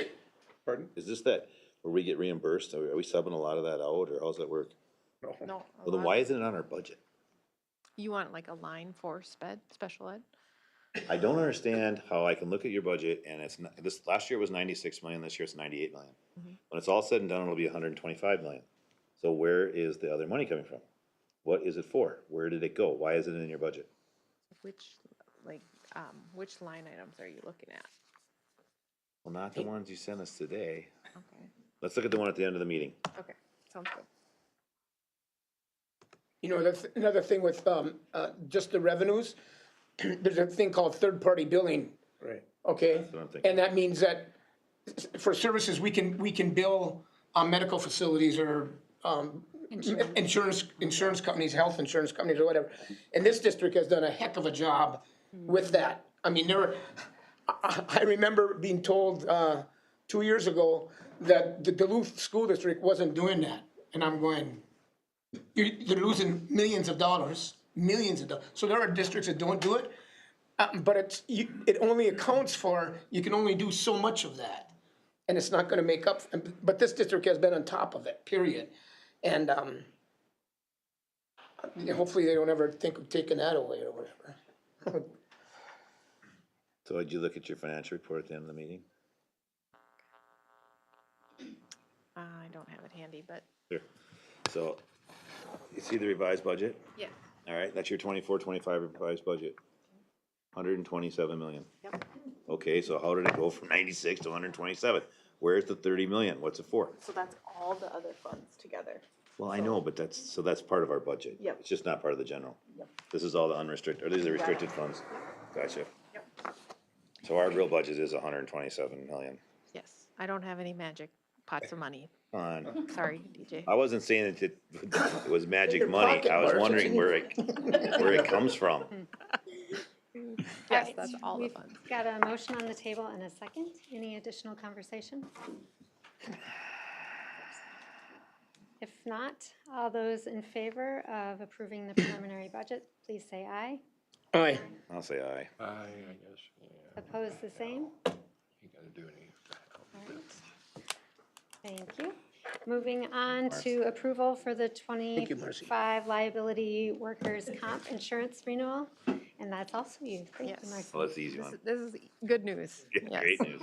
So overall, our work comp liability only went up 1%, which is awesome. And no changes. We didn't change deductibles. We didn't change anything. So that was a very bright spot in the budget. We'll take it. Yes. Yeah, Who wants to make that motion? I'll make it. I'll second. All right, we've got a motion by Director Dondelinger, a second by Director Edelman. Any discussion? If not, all those in favor, please signify by saying aye. Aye. Opposed, the same. Motion carries. Moving on to the approval of the Brainerd Public Schools handbooks for the 25-26 school year, as presented by Director Lundgren. Okay, so the draft of the handbooks was attached to the agenda and to the memo.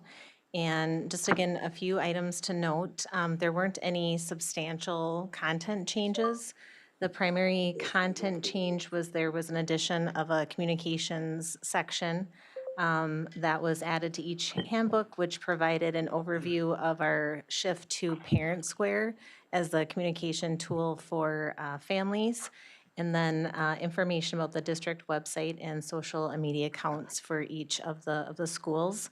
Some of the other changes across the different handbooks, we added and removed a few things to provide some consistency across the different schools. And then most of the other changes were some language updates, removal of things that weren't pertinent anymore. And those were indicated by the red font changes or the strike-throughs that were in the edits. Just a couple of things to note with the staffing changes, especially for principals. Once those changes are made, there would be updates to the principal letter or the welcome letter at the beginning. And then the directory information in the front will be updated once all the staffing changes are made. The other change that will be made to all of the board policies are linked throughout the handbooks. Those links will be updated once the new website platform is live in the summer. So those will be updated after today. And this did go through committee, correct? Correct, yep. So it went to the Curriculum, Instruction, and Staff Development Committee. Yeah, we talked about it. Yeah, do you want to talk about what your suggestion was in terms of 100% of our students will read at grade level? So that was in the kind of that district goals. We don't have goals anymore. Now we have priorities. Well, well, okay, yeah. That was a I committee. don't like that deal at all. Committee adjustment. Let's hear it. What we did is we had a district's priorities. I guess you want to use that term. I just felt that it was all students will perform at grade level in reading each year. Well, yeah, is that a priority? Well, yeah, it's a priority, but the thing is that I've kind of rethought it a little bit and said to myself, well, should really be a goal.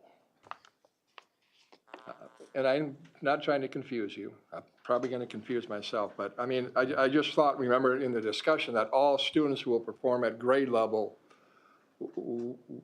Yeah, we want all students to read at grade level, but what is that? Is that a wish? Is it reality? Is it a goal? Is it something we want? Well, yeah, something we want. I mean, I don't think anybody would debate that, but I don't know. I'm kind of Well, we changed it to district I know. strategic priorities. Yep. Because. I know. Yeah. And these are the district's strategic priorities from the strategic plan. So And I if we think change under that, the we're- student achievement category. Right. After our conversation. Yeah, under one specific category of Right. the strategic plan. So if we change that, we're changing the strategic plan, just FYI. Change what? The wording around that priority. Well, that's not gonna change the strategic plan. Well, I mean, Still be a goal. we'll still need to make that. 3% of people set goals, just to let you know. 97%. society. 97% aren't successful, because if you don't have goals, you ain't going anywhere. Even criminals have goals. Most of them, some of them. They do.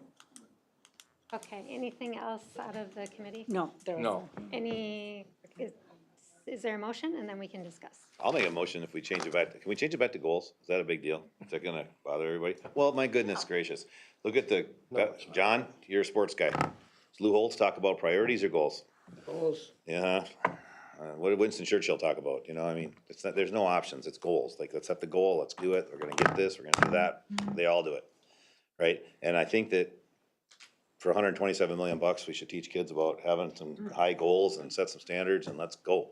And good luck, and we're gonna help you and support you, Hang on a sec. yeah? So you're making a motion to Well, it's just, approve the handbooks with the exception of adding the word goal and striking priorities. Is there a second?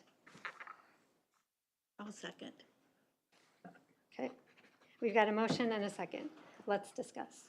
So then, is our goal to increase student achievement in reading, or is our goal that all students will perform at grade level in reading each year?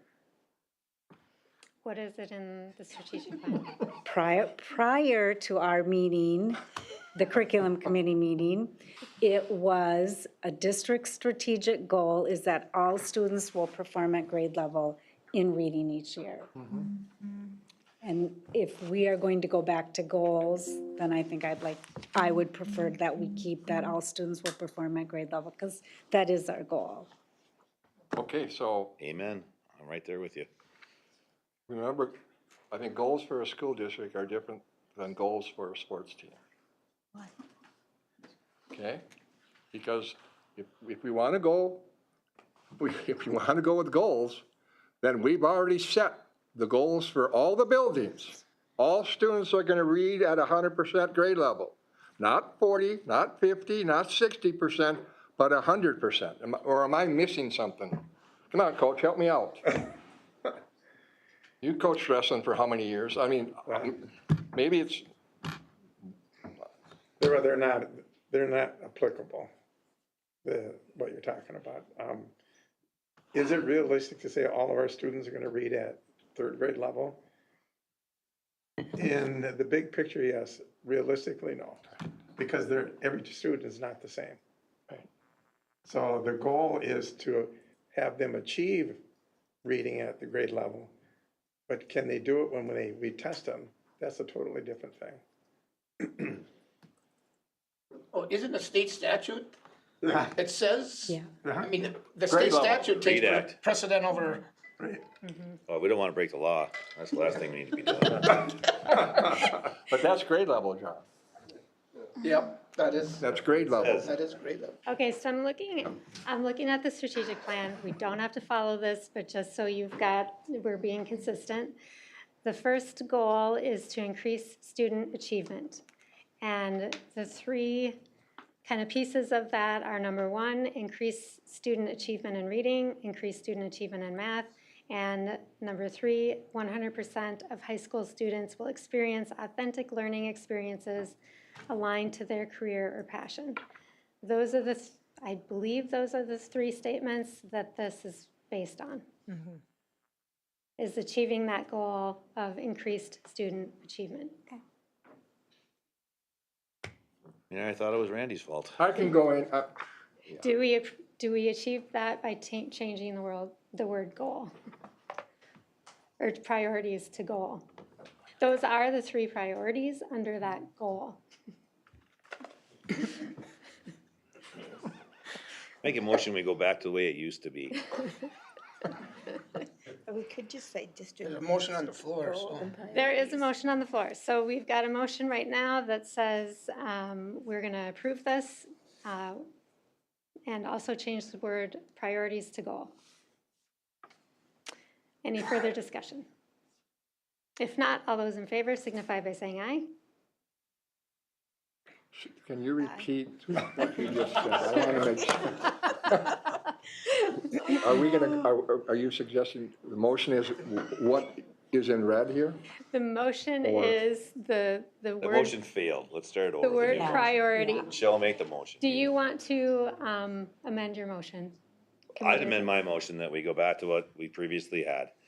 We go back to goals, and then we say, our goal is to have all students perform at grade level in reading each year. I understand exactly what Peter's saying, and I think that's probably fair.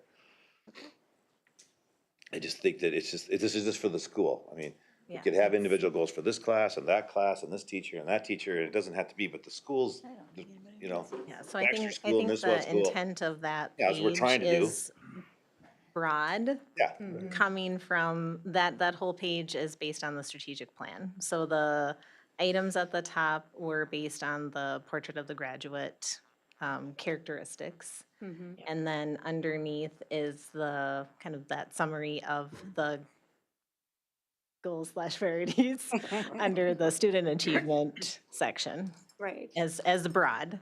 And then, yes, each individual site would create specific goals for that site based on data, which is part of their continuous improvement plan. I just want to be consistent. I don't care what it is. I agree. honestly. So, one last point that I'll raise. If you want to go to goals, that's fine, but please don't call them SMART goals then. It's a wish, it's a desire. to dream. Yeah. Yeah, which is okay. Okay, I can deal with it. You can dream a little. I can deal with it, so. All right. What is the motion again? Well, I think Dr. DJ, Ederman, would you, so you seconded that motion, would you second it as it is amended? And it is amended to say approval of the Brainerd Schools handbooks for 25-26 with the change to go back to what that section read before we made the changes. Yes, I will second it. Okay. We've got a motion and a second. I hesitate to say. any further discussion? Any further discussion? No. All right, one more time, let's try this. All those in favor of the motion on the table, please signify by saying aye. Aye. Aye. Opposed, the same. We did it. Okay, before I exit, I just want to clarify. So we're saying strategic goals, heading, goal 1, all students will blah, blah, blah, blah. Goal level. 2, all students, blah, blah, so on and so forth. Is that correct? Just the opposite of what we had, Okay, which is cool, I don't have a problem. sounds good. Thank you very much. Thank you, Dr. Thanks. Lundgren, appreciate it. Sorry. All right, up next, we have a presentation of the annual ACOMP TD&E report from Sandy Townsend. Welcome.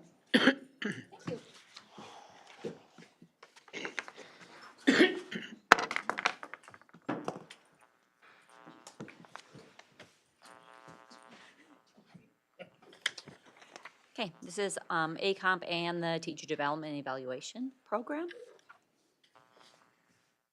In the state of Minnesota, the districts, not all districts do both programs, and those that do both programs have merged them into one. And we took a big step in that last year as we pulled everything together. It's designed to help our teachers and to support them in their classrooms to be the best selves they can be for their learners. There's a portion of it that is performance, pay for performance, which is the ACOMP part of it. And then the professional development part is both TD&E and ACOMP. The focus of both TD&E and ACOMP is to improve instruction and then to improve student outcomes. This is an agreement between the Education Minnesota Brainerd and Department of Education and the school board. You are our third wheel. The 4 state requirements in the teacher development is like the peer coaching, mentoring, administrative support that they give, PLCs. And then there's a performance pay and salary stipends for different leader positions. And then the career ladders with trainers and different things like that. What's career ladder? Peer coaching, Danielson trainer, curriculum leaders. We have curriculum leaders that lead like English or science, and they do work throughout the year to make sure that they are in line with the standards and helping with the instructional practice. That's part of the career ladder. That's part of career ladder. That's a position, is a curriculum leader, or a professional, the PLC leaders. Those are career ladder positions.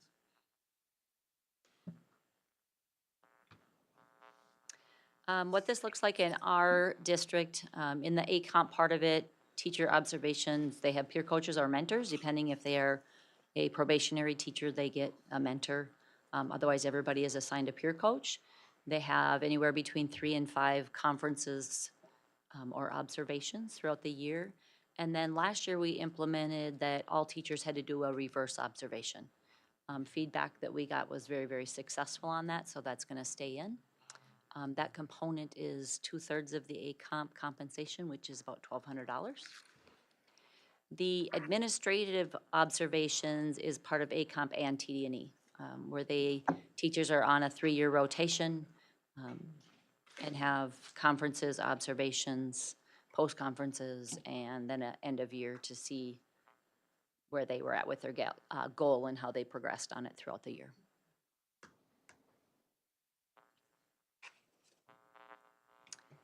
The PLCs is part of both ACOMP and TD&E. Groups meet weekly or bi-weekly, depending whether it's 45 minutes or 90. They look through student data and adjust their instructional practices by the data that they're looking at. That compensation is $1,600, or $600, sorry. And then the site level goal, each building goal, is set at their continuous improvement retreat, which Christina had said earlier will be August 4th. So this year's actually don't get determined until they have their results in the fall, and then we pay that out like the following year. They changed that component to be less than 1% and only to be $1 because sometimes it was hitting the budget so hard or not at all. It was really fluctuating the budget. So the total compensation for participants is $1,801. The difference between the two programs is TD&E, all teachers must participate. It's a state mandate. In ACOMP, it's choice if they want to do it or not. How All many ours te- do it, right? All but one. But one? So the max between the two is 1,801 is the total that, total.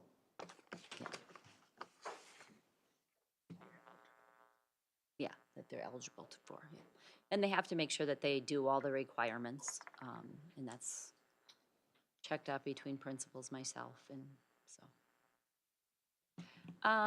Some of the updates to the program, there's 3 components that we needed to update due to a statute that's coming out on July 1st of '25. One of them is the rubrics. We needed to make adjustments to make sure we were responsive with methodologies so that we're fitting all our learners. We had to have 3 levels of performance. We do have 4, so we'll meet those. And then we have to make sure we have everything based on the professional learning standards. And those were some of the components that we utilized to update our rubrics. We also had to update our questions in the pre-observation questions and post-observation questions to reflect the broader planning of methodology to support all of our students, making sure the achievement is there and that their engagement is happening. We focused on a little bit more towards the post-observation questions so that we could increase teacher reflection and really looking at what was their classroom environment like, what was their instruction, how was the engagement in that to help them improve in their classrooms. The third component of that update is our surveys. We based our 3 questions is all we did on our survey. We based them on 3 different categories, one on learning and academic growth, another one on safety in the classroom, and then the environment. Teachers are gonna have a little more flexibility. We've in the past had a standard survey. These are the questions, no questions asked. But teachers can add some questions to fit their classrooms a little better, whether they're a music teacher or the gym, or maybe a science lab, something they're looking for, they have some flexibility to add some questions. So those are the 3 components that we updated to meet the statute that's coming out in July. And these are classroom surveys, so these go to the students? They go to the students, yep. And at the high school, I know they do like certain hours so that a student doesn't get 3 surveys in a day and then another student not get any. So that they have all students being surveyed just once. And then the elementary and that are within their classrooms, yep. And they're all educators, so special education would also be doing that. For the childhood has their own, they all have their own. Everybody has them, like PE teachers, music teachers, all of them, so. Great, seems Yep. helpful. So when you talk safety, Yes. what safety are we talking about? How safe they feel. Do they feel safe in their classroom, like these elementary kids? Maybe procedures that are happening in their classroom. Are they feeling safe within the environment that they're in, and different things like that. So we adjusted the questions. We have elementary level, we have a middle school level, and then we have a high school, so that the verbiage adjusts with the age level. Of the Does it student. seem like the safety questions help? Like the kids feel better about it, or I think it'll be helpful for the teacher with the example. also you'll realize that It'll go into play next year. We didn't use. We didn't the use new them this year. surveys These will this be year. for next year the environment is the environment in your classroom. in your classroom. Does my teacher help me feel safe? So what is it? Do So I, the am I environment comfortable has in to do with class? Like, safety I as know, well. what's that? So the environment has to do with safety as well. So Yep. we got one about academic growth, we got learning, and then safety and the environment. Gotcha. Thanks. Yep, you're welcome. The team is made up of 3 teachers, 1 from each level, and then 3 administrators that are appointed. And then there's also ex officios of the TNL director, Christina, myself, and then Misty Job. They do meet once a month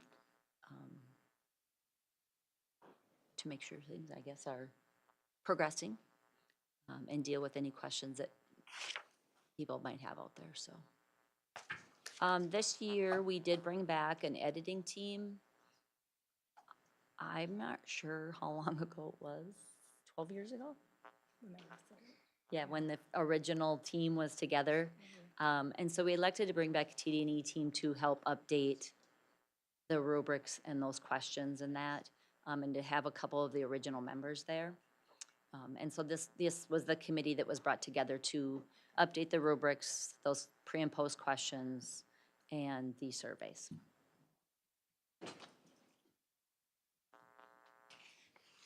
There was a presentation given to all teachers and principals with the information that I've shared with you. Principals did approve the program, and then teachers voted and approved all of the changes to the program also.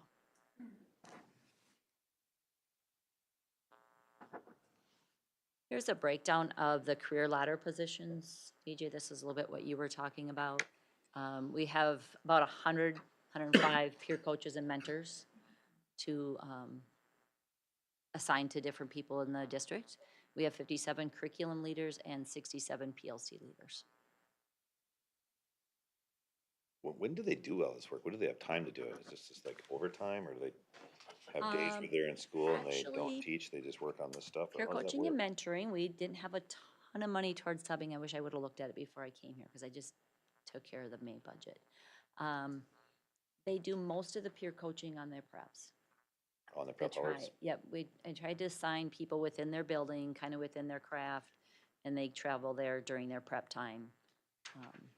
And then curriculum leaders, we have meetings 3 times a year from That's not that. 3:45 to 5 o'clock. 5 times a year. I forget about the August, and then we added one.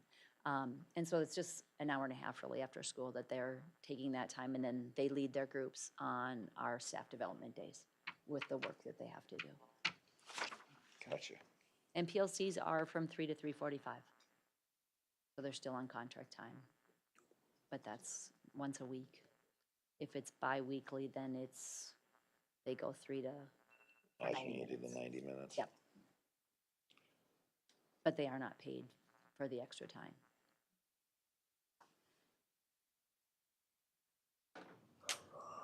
Okay. This is how our program is funded. It's $260 per student, $169 in state aid and $91 in board-approved levy. And that money pays the stipends for those leaders, and then our trainers for those career ladder positions, and then part of the ACOMP and secretary salaries.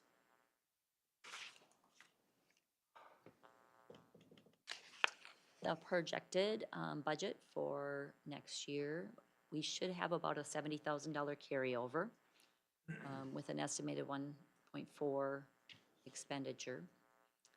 You can see the salary pay portion of it is the big chunk of it. And then the career ladder positions, the program coordination, and then any professional development time. So total expenditure is 1.5.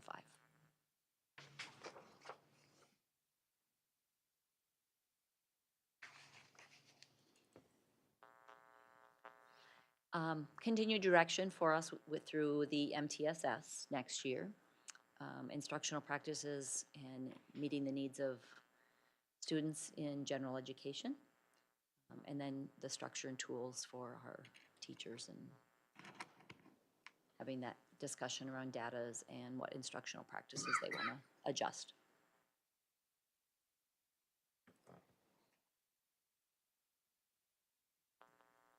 So I know how do you you, asked questions on the way. yeah, so how do you think this is helping our students learn better? As teachers work together and collaborate in adjusting some of the things they do, it helps them to like present things maybe different to students or change how they're even doing their whole method. Last year I had the opportunity to get into a few of the classrooms and teach the teachers how to do something. We had some literacy people. I grabbed onto Melissa Cornea, our literacy coordinator, and we helped the science teachers, for example, in how to teach the kids how to read science. Not just read for pleasure, but how do we read science so they understand science. And so we showed them some of those strategies. We worked with some small groups in some of the elementary schools. So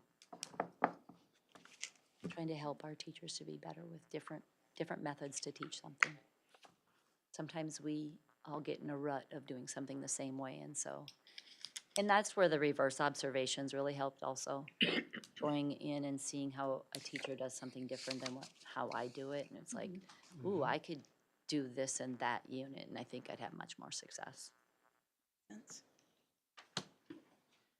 Any other questions?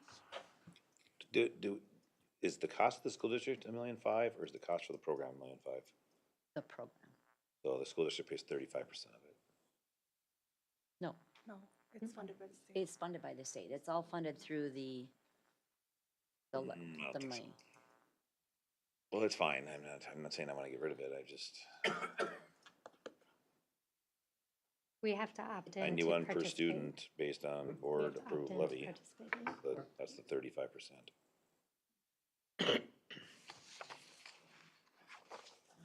Yeah. So everybody's in, except for one. Cool. Was the state considering getting rid of this? Bowles said it. I can say the governor had proposed it, and that was one of the first things taken off the legislature this time, so, So it's back in. yep. Cool. Do you know how many districts in Minnesota? Is it Not everyone. not, no, I know it's not It was everyone, an but, application system at one point. Okay. And once you got Remember in, the you were numbers? in. And if Okay. you leave, someone else will swoop in and you're out for. okay. Okay. And they had like a one last time sign up, and from that point on, and then if you ever drop, you can't get back in. Right, got it, okay. So, Forever's a long time. All right, we'll look for a motion. Thank you. yeah. I'll make a motion. I'll second. All right, we have a motion by Director Heidemann and a second by Director Ederman. Any discussion? This is a resolution because it is a state program, so we'll do approval by roll call, please. Randy Heidman, Yes. Sarah Spear, Yes. John Ward, Yes. Michelle Brecken, Yes. DJ Dunaway, Yes. Stephanie Ederman. Yes. All in favor? All right, moving on to the approval to renew the 24-25, should that be 25-26, resolution for membership in the Minnesota State High School League as presented.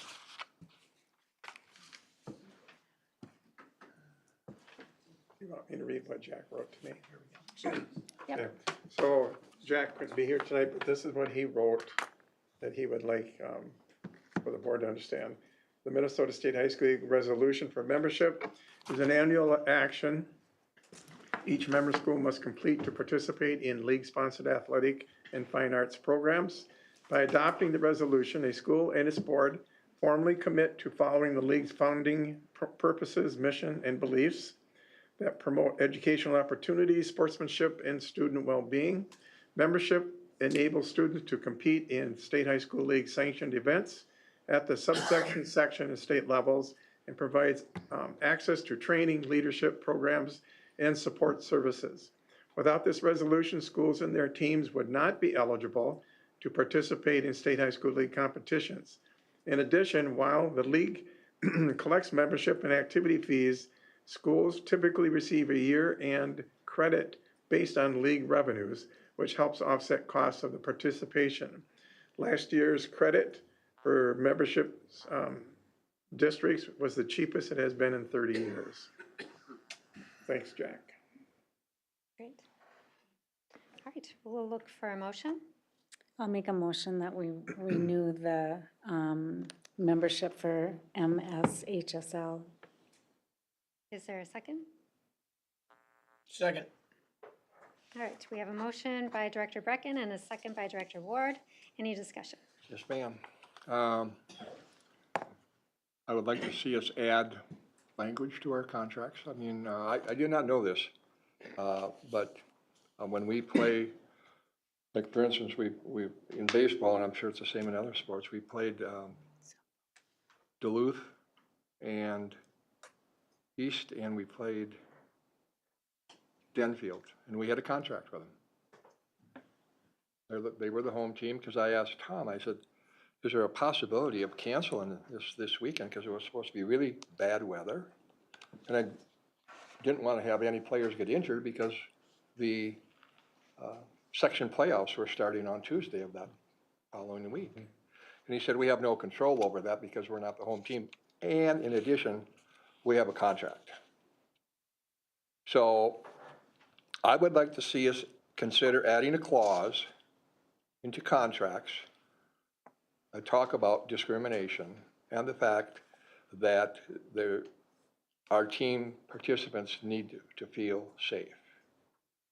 I think it's, you know, I don't believe that it's something that is part of this resolution for being a member league, but I want us to strongly consider that as part of our total discussion as well.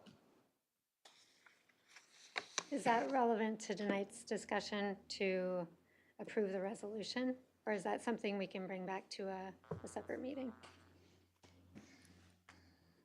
I don't think that you can sign, if you sign an agreement with me and then want to come back and negotiate later, I'd be like, I'm out.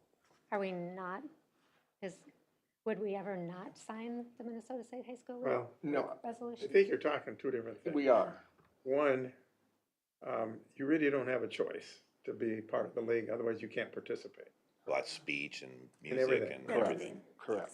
I know, it's a bad deal. Yeah, the second part of it is more of the gender issue, transgender issue. That's a policy issue Yeah. of the school district. And really, when it comes down to, when you're the host school, it's different than being the visitor school. Because when you're a visitor, you agree to the terms and conditions, whatever they may be, when you go to Denfield or Duluth East. When we're the host, though, we can determine what those criteria are going to be. I don't know if there's anybody that I've heard of, at least in the State High School League in Minnesota, that has made a stance. It's been more of an individual performance decision. Example, if Champlain Park had the transgender pitcher at their tournament, any team could have said, we forfeit. And that would have been all they had to do. I don't know, Randy, we'd have to probably talk to legal about, are there conditions we can set as a host? Or I suppose we can tell other teams we won't come if we have this being part of our agreement dealing with that issue. But probably you're going to find yourself either narrowed down to who you can compete with and who you can't, based on that condition. Until it gets figured out in DC with Title IX, Minnesota's going to stay where they're at. So it would be an individual district's decision. The high school league part of the state? Huh? The high school league's not part of the state, is it? Yeah, I didn't think it was a state agency. they are. But they have to abide by, They have to follow Title IX, they have to abide by state laws. yeah. Well, that's So, not what my question was. Are they a state organization? no, they're affiliated though, by state law to follow state criteria. So I'm affiliated with the state thing, 'cause I have to follow the state law too. I have to follow the So- speed limit, and I have to get a driver's license. And so I'm affiliated with the state as well. I never thought about it. So anyway, Randy, I think that would be a discussion that should be separate, obviously, from approval of this one, and then determine what kind of a stance does this district want to take? It's happening around the state. It Yeah. is. Prior Lake's doing it right now. Elk River's gonna do it. And then unfortunately, it would, for the most part, it would probably depend on what the Central Lakes Conference wants to do. Because you're a member of those also. And then, of course, Section 8, you're a member also. So it's not just, we can hold our little campfire here. It's gonna, it's an uphill battle, but I understand what you're saying. Someone's got to light the match. But that would be something totally separate from No, what you're asked to do. I get it. I get it. All right, thanks for bringing that up. We've got a motion on the table to approve this resolution. Motion by Brecken, second by Director Ward. This is a roll call vote, unless there's further discussion. All right, Sarah Spear, yes. John Ward, Yep. Michelle Brecken. Yes. Yes. Deidre Dunlear, Yes. Stephanie Etterman, Yes. Randy Heidemann, Yeah. Yes. Thank you, Kelly. All right, next up on the agenda, we have the approval to renew the membership with the Minnesota School Boards. Minnesota's excellent, we like that. We've got a motion, is I'll there a second. second? Any discussion? If not, all those in favor signify by saying aye. Aye. Aye. Opposed, the same. We're in. Approval to renew membership for the MREA for 25-26. So move. Oh, sorry. Yep. Yep, I'll second. Or Peter, did you wanna give us a presentation? You can. It says you're gonna give us a presentation. We don't wanna cut you off early. I don't mind. You're moving along. Let's all keep right. it that way. Let's keep Okay, going. we've got a motion by Director Ward, a second by Director Edelman. Any discussion? All those in favor signify by saying aye. Aye. Opposed, the same. Excellent. Approval of the second reading of Policy 512, which is the school-sponsored student publication and productions by Director Lundgren. Welcome back. Hello again. So this is the second reading. The red lines were cleaned up and added to the linked policies. So again, what we had talked about at the previous board meeting is moving to the MSBA recommended language, and then moving 2 sections from our previous or current policy to appendices. They were procedures, which were moved to Appendix C and Appendix D. So, any Look for a motion. I'll make a motion that we approve the policy 512 Second. from MSBA. We got a motion by Director Brecken and a second by Director Heidemann. Any discussion? All those in favor signify by saying aye. Aye. Opposed, the same. Motion passes. Thank you. Thank you. Next up, we have approval to change board committee meetings to regular scheduled work sessions. There was a proposal by some folks to make some changes so that we don't have separate committee meetings, that we move them all to one day and use them also as a work session. And so there's a proposed work session schedule in there to keep them all on the same day. Can I have a 2-minute break? I mean, you can just keep on going. We're gonna hash this out, so. Do you have your pass? I'm affiliated with the state, John. I don't need a pass. I'm not talking about your driver's license. All right, I think the room would probably appreciate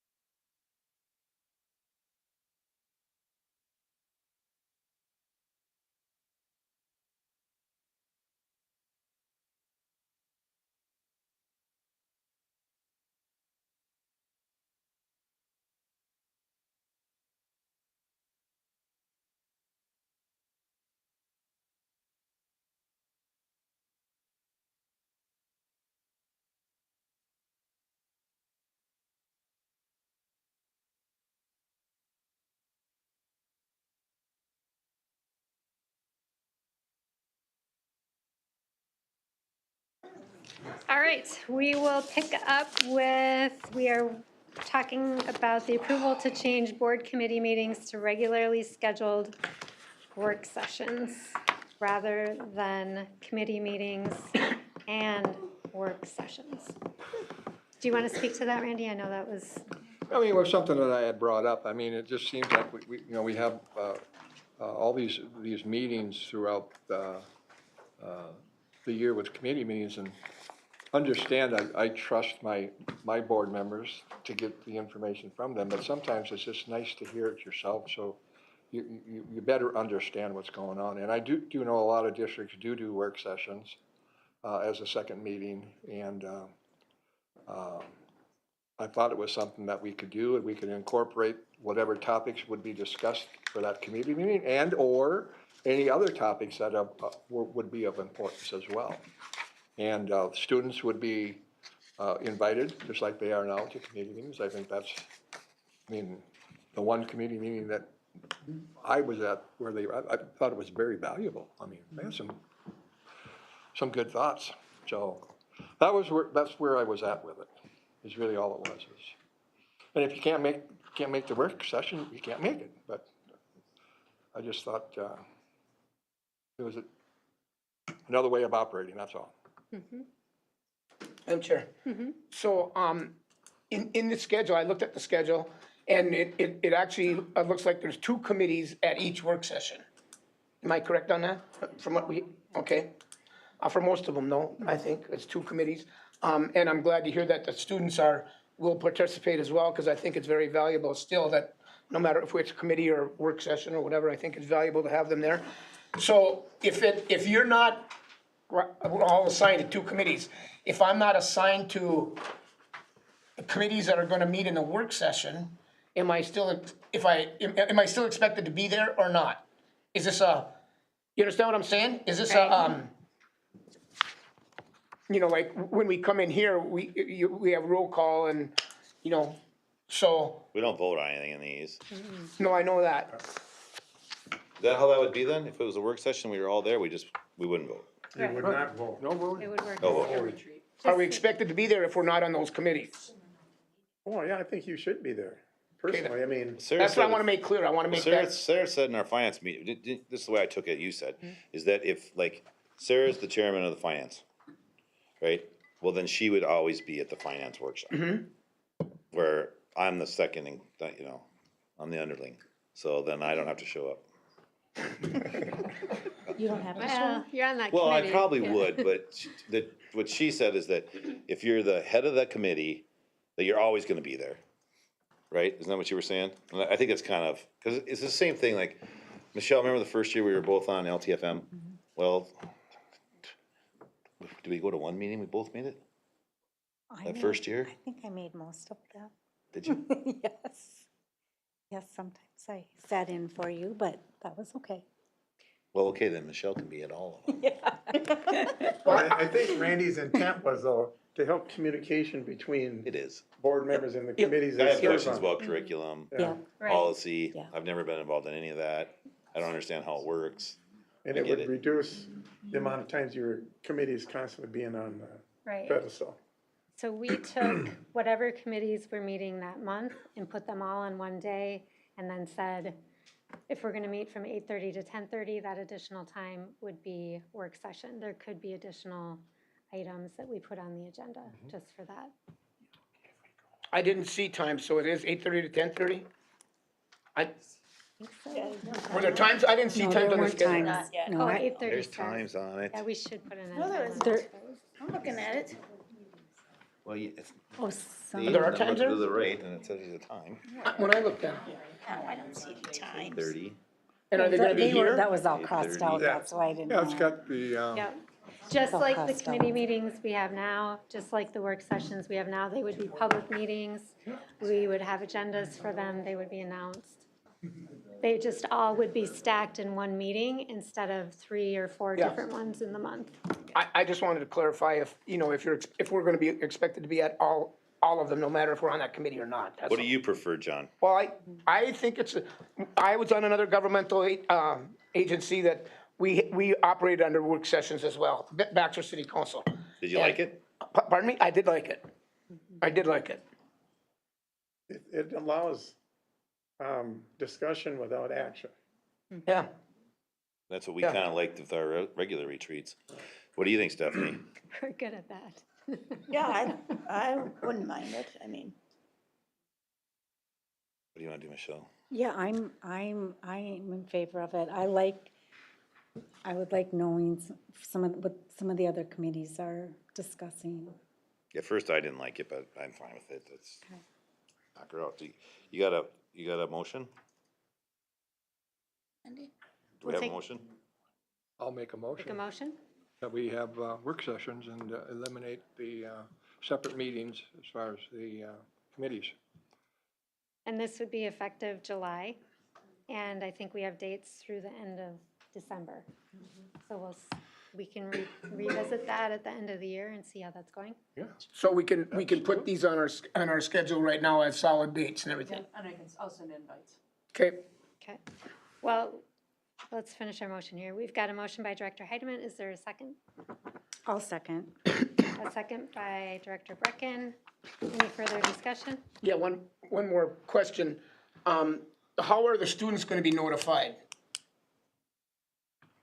Same as you, right? Kelly's been notifying them. Okay. She's been sending. I'm just calendars. bringing Sending that them up. invites, yeah.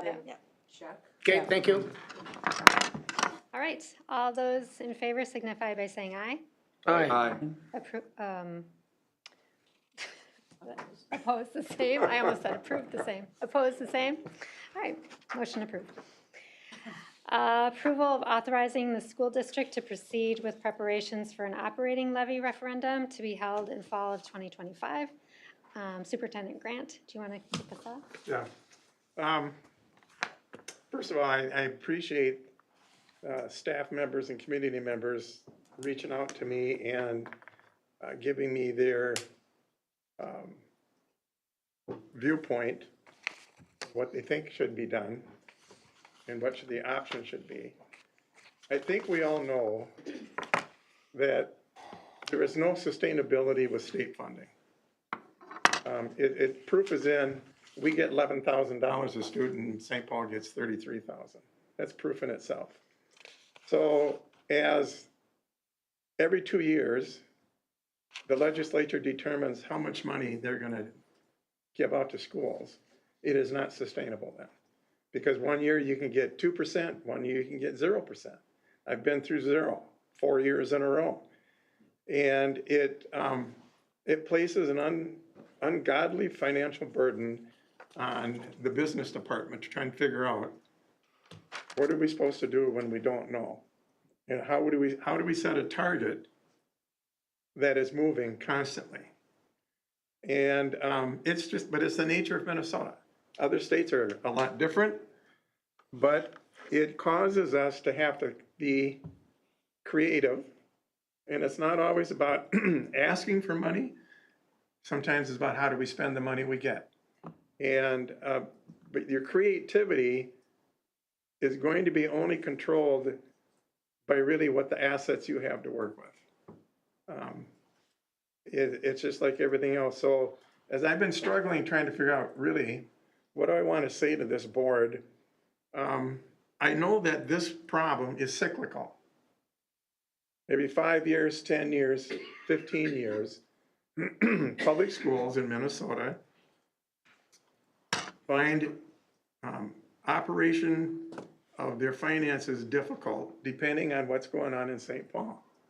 And it happens routinely.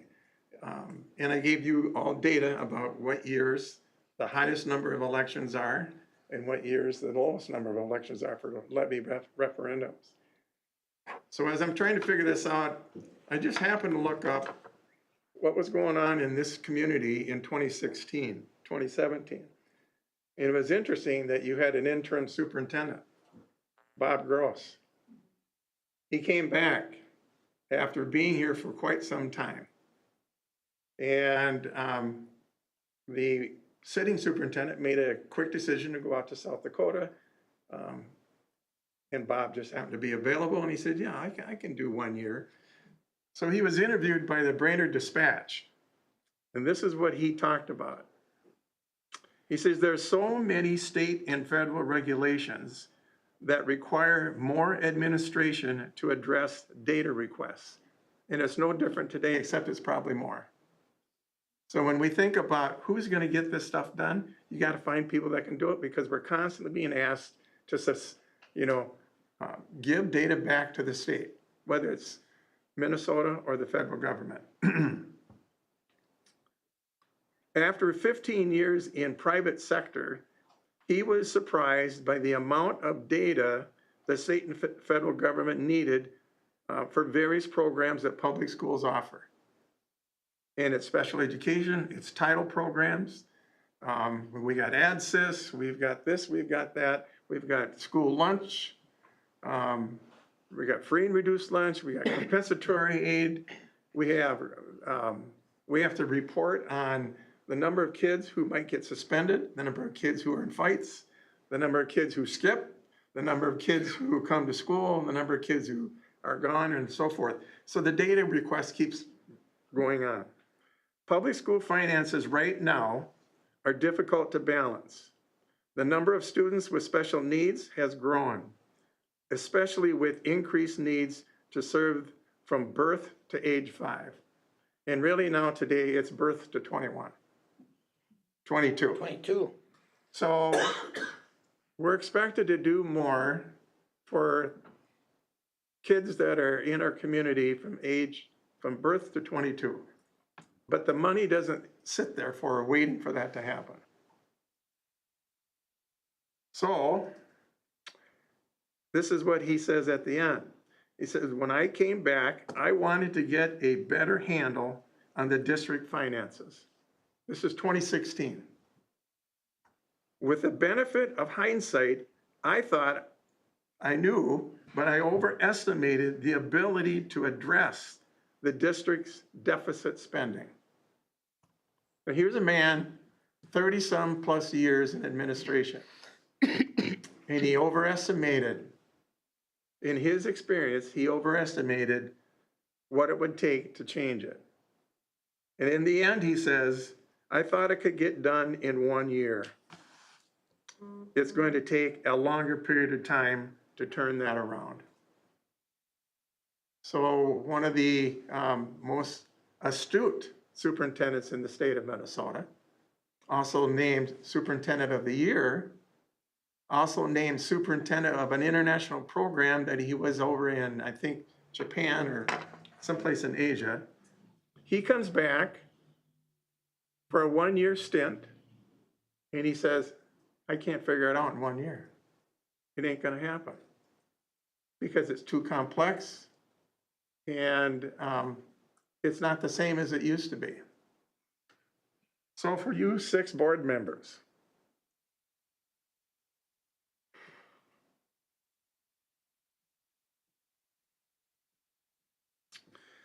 the importance tonight for your decision is based on why you were elected: to serve the district, provide governance, support a financially solvent district, and uphold state laws and board policies.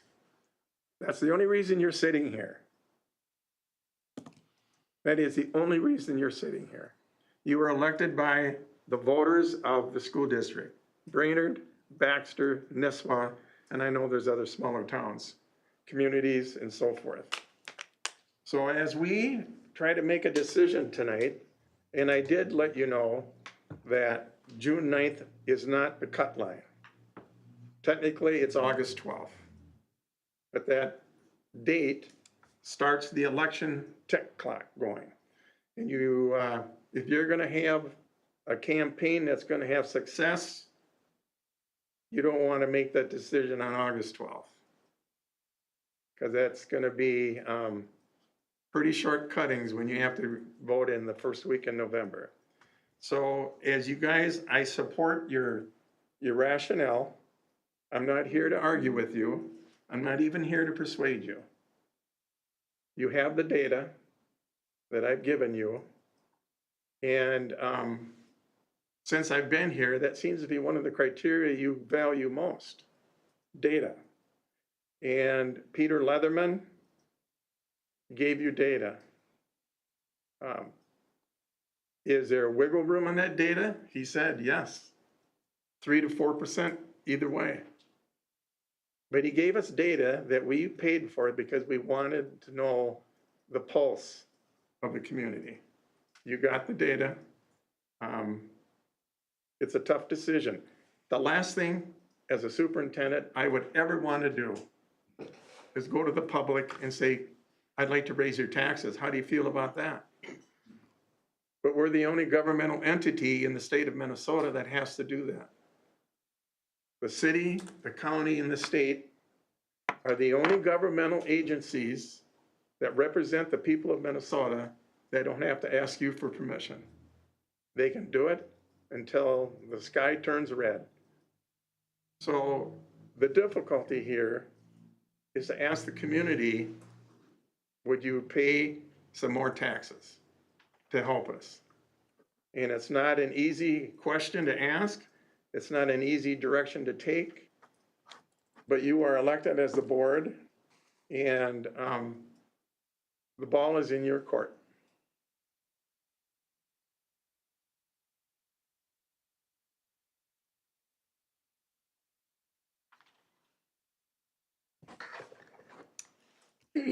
So I would like to make a motion that we approve authorizing the school district to proceed with preparations for an operating levy referendum to be held in the fall of 2025. We have, Second. we have a motion and a second. Is there any discussion? Yes, I've got a couple things that, and Superintendent Grant, thank you for that, for all the information that you've given us. The other thing I want to, and you're absolutely correct, that townships, cities, all the other governmental agencies don't have to go to the voters to raise a levy.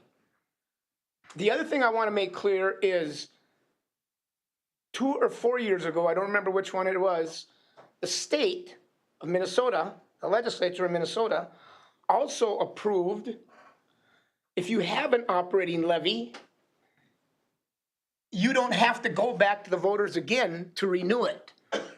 So that has also presented a fiscal disparity between the haves and the have-nots.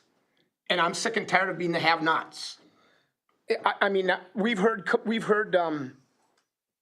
great testimony tonight about letting our constituents in the school district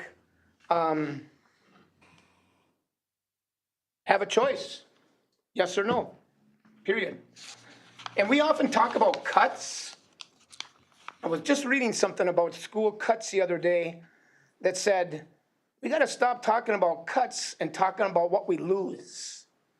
We cut our hair, we cut different things, but what are we losing? The cuts that we have are more significant than just cuts. They're losing staff, they're losing extracurricular, we're losing manageable class sizes, we're losing students. And there's a variety of reasons for that. But I'd rather I'm gonna start talking about what we lose rather than what we cut. Because we're losing a heck of a lot for our kids when we don't at least try to say, help our kids, help our district, help our staff, help our community to prosper and bring it back and move it forward like we always have done. So I want to make those 2 points. We need to move ahead. We need to allow our constituency the opportunity to say yes or no. So, thank you. I got a couple questions. Peter, do you have any idea what it's gonna cost to put this election on? When you do a standalone election, that depends on the size of the community of the voters, but it's about 10,000. Oh, I heard it was 50. No. Would we spend any money advertising that we wanted people to vote for it? Well, the rules are this. The district is responsible for the publication of the ballot. That's it. That's it. Ellen? You cannot spend one nickel on telling people to vote yes or no. That is not part of the statute for elections for school districts. You pay for the ballot. You're gonna have to pay for lawyer fees to approve the ballot. You're gonna pay for financial advice from like Ellers, who will tell you exactly, they would, for example, what they'll do is they'll put up a ticker, and you can put in the value of your house, and it'll tell you exactly what your increase is gonna be by address and so forth. So the board itself, the district, that's the only expense you have. Well, then you have to pay for the voting machines and stuff like that from the county. But that's probably $10,000. Then you can pick and choose where your voting is going to occur, because it's a special election. Well, here's the deal. Thanks for that information. I just want everyone to know that I'm voting no. I didn't sign up to be on this board. I didn't take it lightly. It's important to me. Peter, I appreciate everything you've told me, and I agree with everything you've said. It's kind of like you told me. You can't really argue with me, and I can't really argue with you. But I would feel 100% better if we had this on a normal election. I think, as a lot of other people do, that we're sneaking this in November when there's no other thing to vote for. And we know, because we've been told by Leatherman and told by all kinds of advisors, that our chances of it passing are way higher. Well, if everybody wants it so bad, then why do we have to sneak around in the dark to do it? Number one. Number two, we're down 1,000 students. Talked about it for 2.5 years. The changes have been minimal, if any. All right? We sat here today, our budget, we spent $127 million on 6,000 kids. I'm not gonna get down to the pennies, but it's for sure $20,000 a kid. That's $20 million, all right? We're $3.2 million upside down. We don't get the money for 2 years. By the time the 2 years rolls around, we're gonna be $5 million upside down. So nothing's gonna change. I hope we all understand that. You know, we've talked about, oh, we're gonna get EAs back in the classrooms. No, we're not. We're already 3.2 million. If we could possibly get 5 million, by the time the 2 years is up with the increases, if we give 0 increases to our educators, it costs us $1.8 million on Marcy's budget. So next year's gonna be another $1.8 million. So Peter, if they give us 0 increases, now we're at the 5 million. So what have we accomplished? Somehow we've got to scale this thing. You know, I was telling Kevin Boyle at the break, my break, that we had 7,000 kids, now we have 6,000 kids, right? That's just right under a 15% decrease. I did the math. If, what's our new HR person's, Jason? He told me at the meeting on Wednesday, I'm sure he's just guesstimating, we have 1,200 employees. We had 1,200 employees with 7,000 employees, or kids in the school. We have 6,000 now. Do the math. Simple math. Take it times 14.5%. That's 175 people we have to get rid of. I don't think we've done that. All right? I don't see it getting any better. We've chased these people out of the school. John, love you to death. What'd you tell me at the airport? Did they just drop out? Is this even real? One of the principals told me the same thing a couple weeks ago before graduation.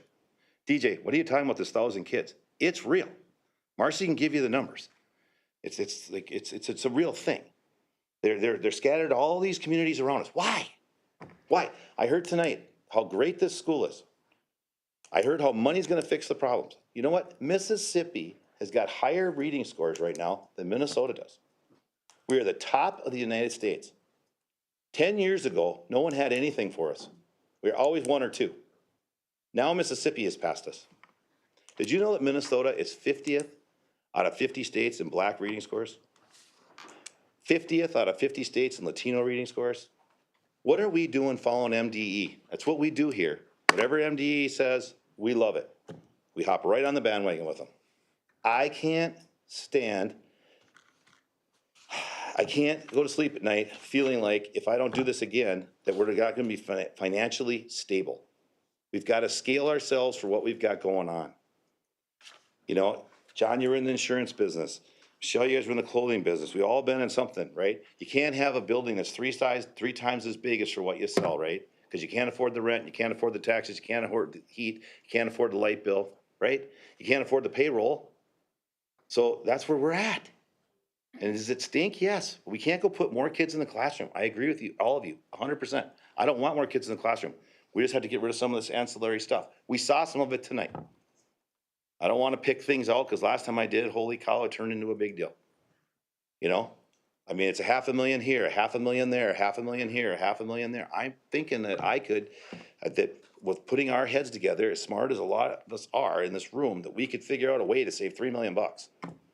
I'm not saying that Marcy hasn't tried. I'm not saying Peter hasn't tried. I'm not saying there's anybody here with bad intentions.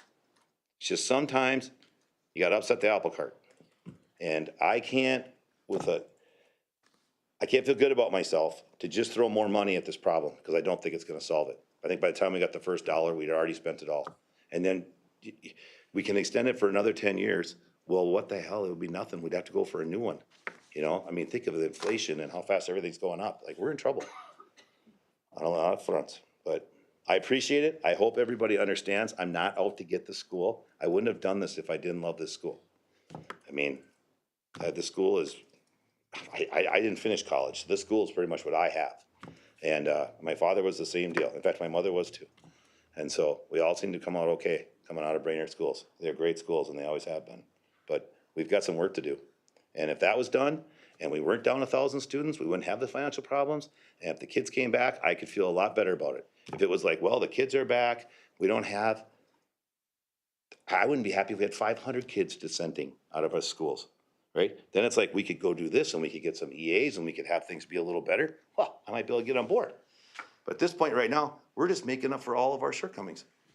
And are we gonna blame it on everybody that's here today? I don't think so. And I'm not gonna blame these guys. I'm not blaming anybody. But the situation is what the situation is. And money's not gonna fix it. So that's my 2 bits. I promise I won't talk anymore.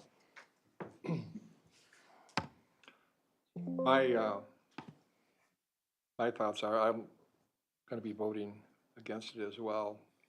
Everyone in this room probably can afford the $20 a month or whatever it's going to be. Well, how about the have-nots in this school district? It's getting bigger. It's expanding. And, you know, we talk about $15, $20 a month. That can mean a big difference for a family. Putting food on the table. Maybe taking their kids to the Dairy Queen once during the summer. And I think what we're doing, our foundation right now, and I've said this in different meetings and in different workshops, it's on quicksand. And we've got to fix our spending first, because we're going to be right back at this in 3, 4, 5 years. We're going to be looking for more money. And we've got to get our spending under control before I can go to the public and ask them for more money. And I am not against the Brainerd School District either. I mean, it's just, I can't do it. I'm not there yet, but I'll tell you one thing, in 2, 3 years, if we can get our spending under control, I'll run through a wall to pass an operating levy if things don't change. But I don't think everybody talks about cutting. I'm not talking about cutting in the classroom. I think there's things around the edge that we can still do.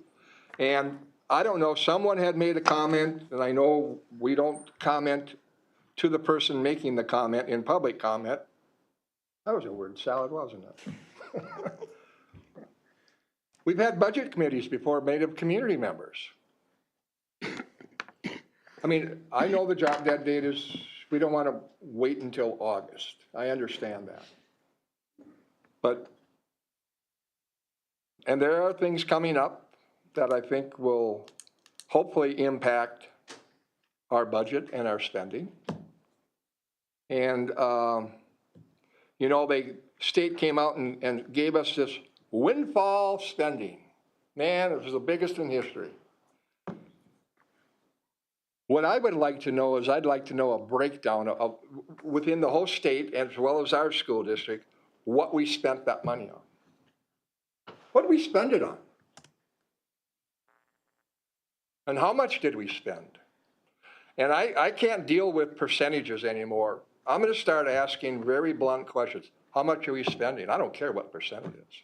Can we, I always used to ask the question, can we afford that in the budget? Well, hell yeah, we can afford it in the budget.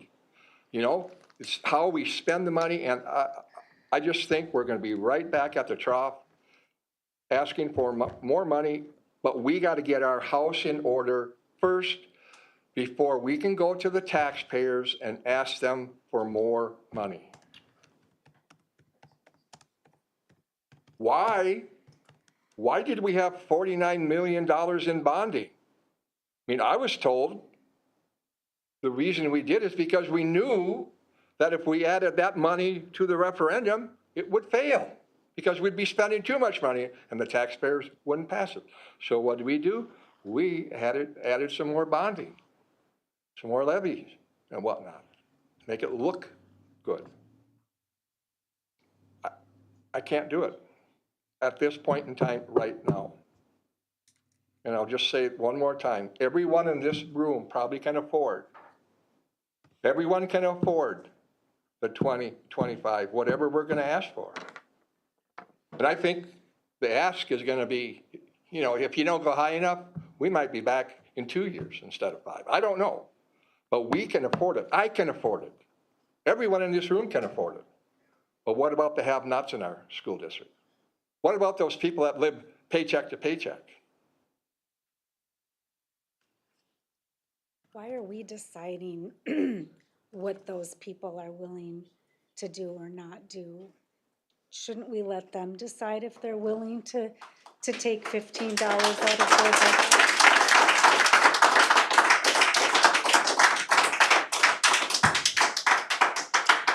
I'm willing to bet you the people sitting in this room right now don't know much about our budget at all. Hell, I don't know much about it. About the spending. How it's, the budget, yes, but the spending, that's where I'm at. And I'm just, and you know what? I'm up for election in 1.5 years, and I told John this when I got elected. I'm not gonna make decisions on whether or not I'm gonna be reelected to this school board. And if I don't get elected, come around, so be it. That's fine. That's fine. But I just don't think, in my heart, I cannot go and ask the have-nots in our school district. Ask them to pay more. That's all I'm gonna say. I'm done.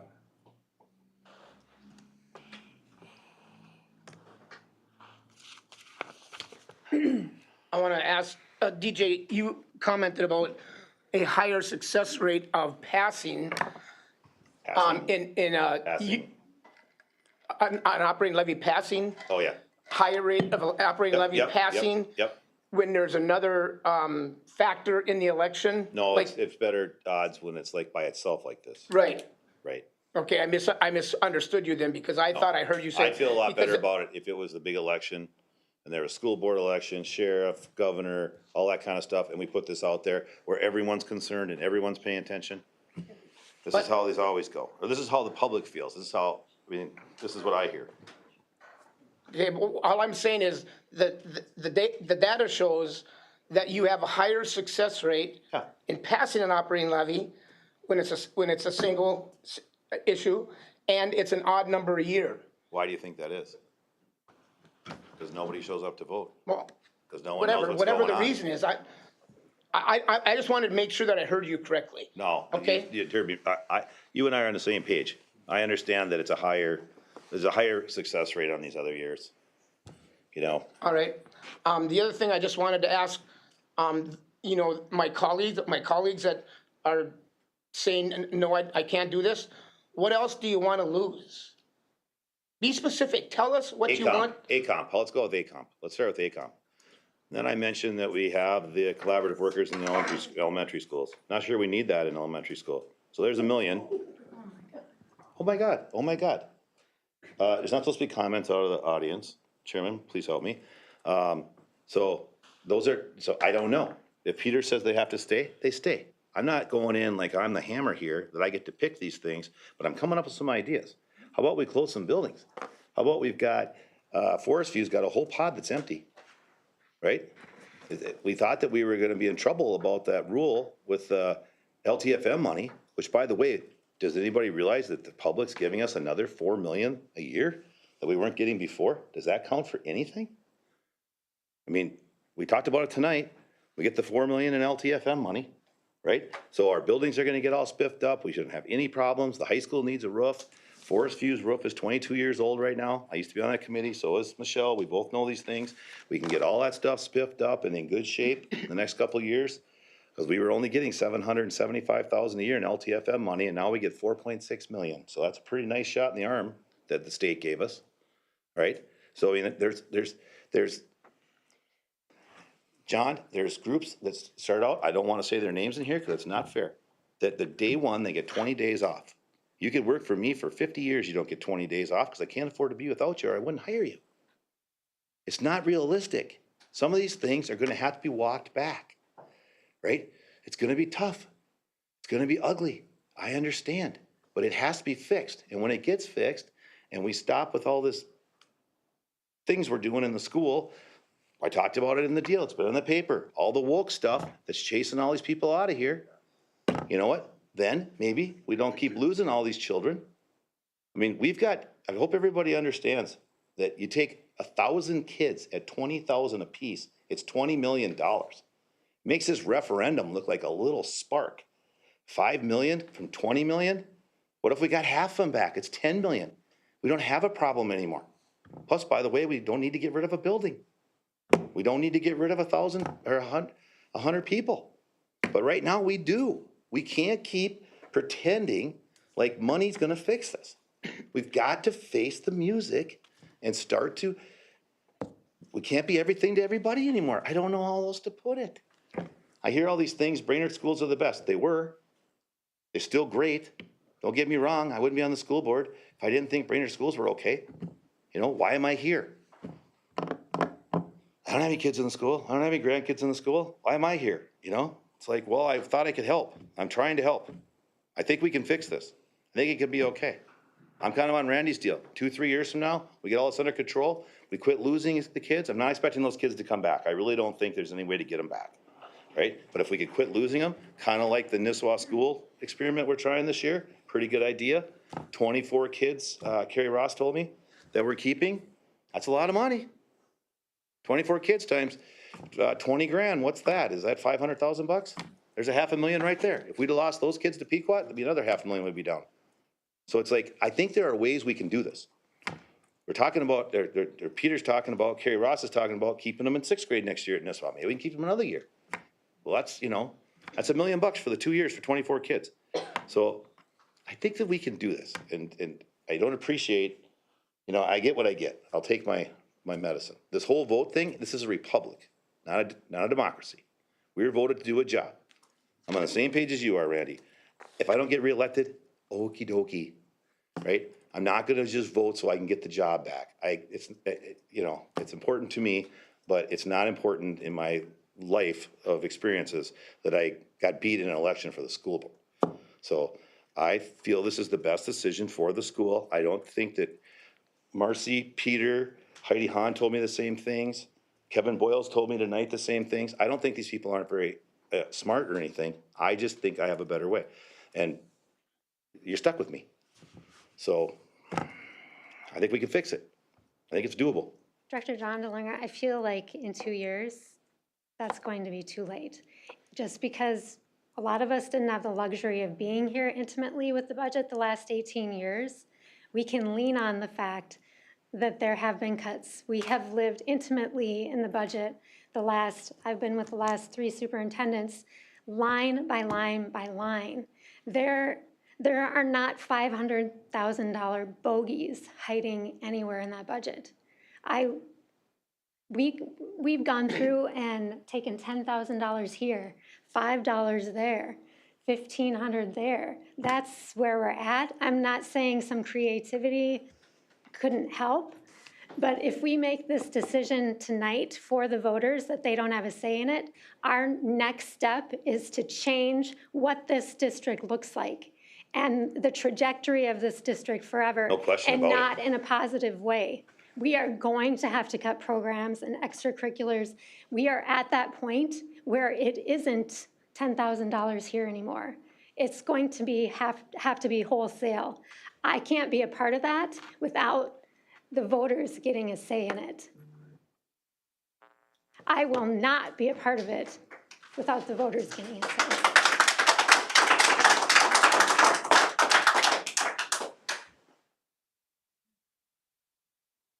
I said I wasn't gonna say anything, I got one more question. How many school districts have operating levies and they're still in financial straits? I don't claim to say this is gonna fix everything for us, but it sure as heck isn't gonna destroy our district the way it would if we don't go to voters. How can you even fathom the idea that we wouldn't let voters have a say in this and then destroy the district? We're not destroying the district. I mean, can't we still work on right-sizing our budget in conjunction with letting the voters decide if they want to keep what we have right now?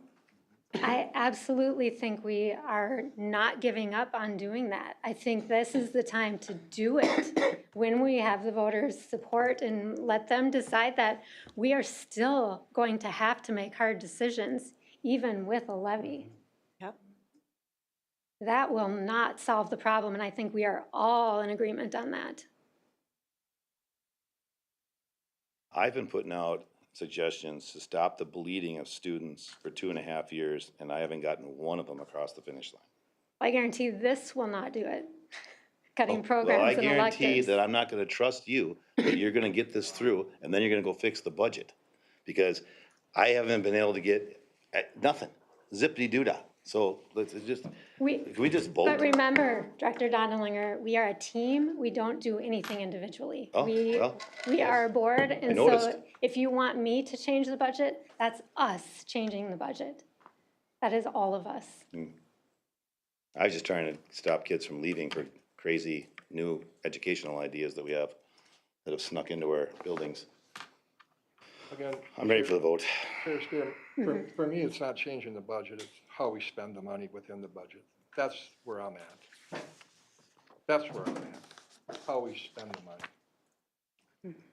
And that's based on our strategic priorities, correct? Student achievement, staff and student I'm well-being. all about, I mean, I've been pounding and harping on achievement and scores and whatnot since I've been on the board. I know, and Director I'm not Dondelinger mentioned Mississippi, and we know exactly how to make that happen, what happened in Mississippi. They added to their budgets, they added to the formula. They've got EAs in every classroom, they've got intensive reading specialists. Yeah, we could do that. Not with We $5 know million bucks. We know how to do it. You're not gonna do it with $5 We million are in a not referendum. gonna do it with $5 million bucks. No, you're gonna need about 10. We are gonna be able to stay where we're at today with $5 million bucks, sadly. But that's better than the alternative.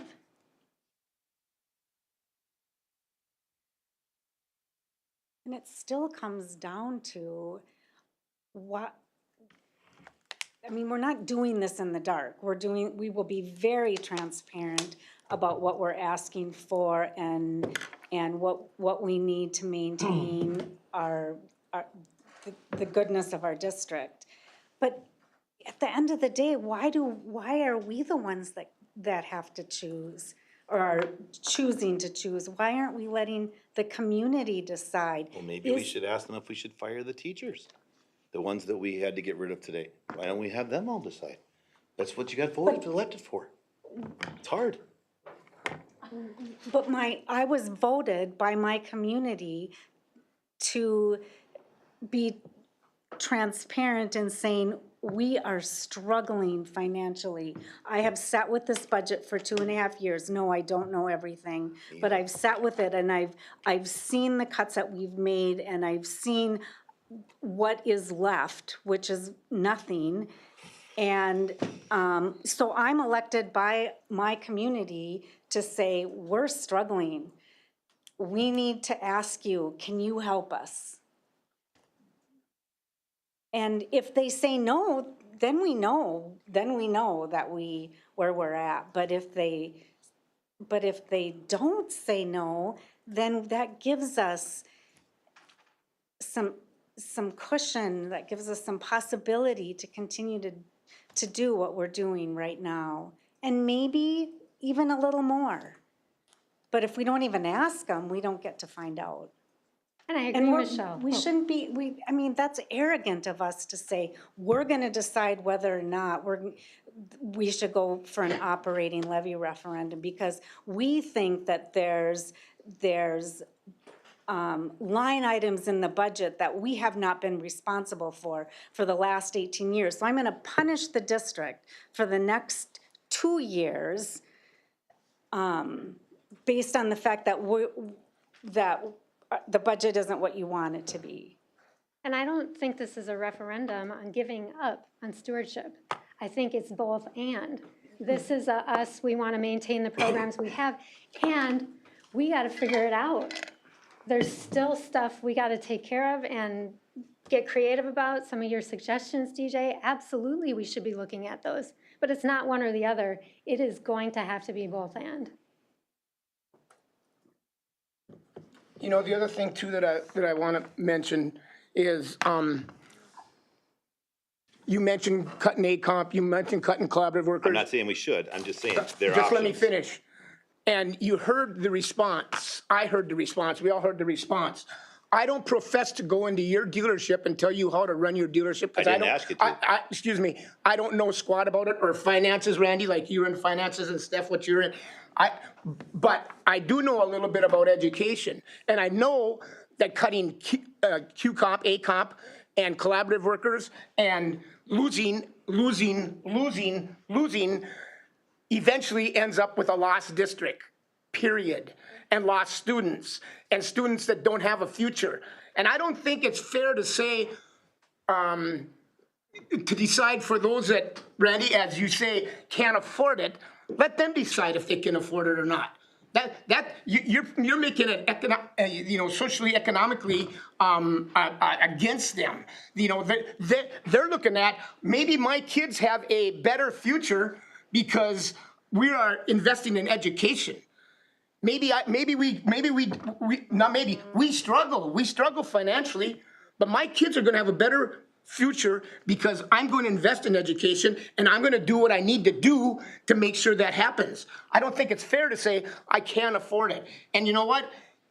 The only thing that's going to happen if we don't take care of this now rather than later, in my opinion, is create a bigger have and have not situation for us here in Brainerd. I just can't emphasize it enough.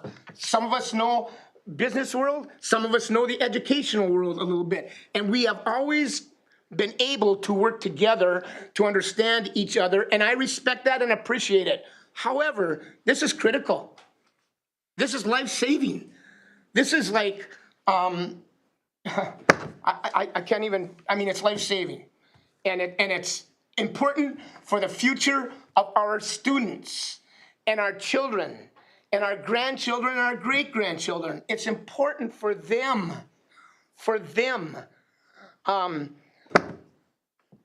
I just ask you to reconsider because it is critical and we can't wait. The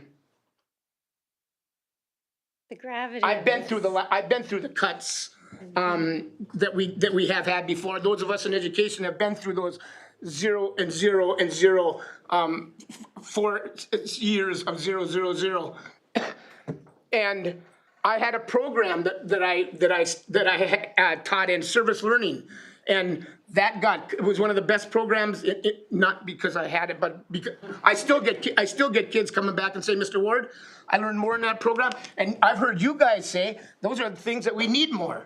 Well, how can we do that if we don't have the resources? If we don't have the resources, how can we provide some of that? So I ask you to please reconsider.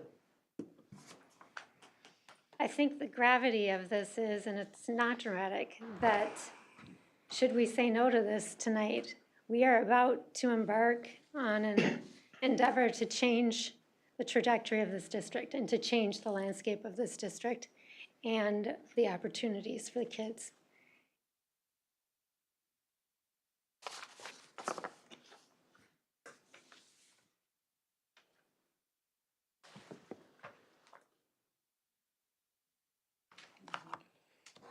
Not for the better.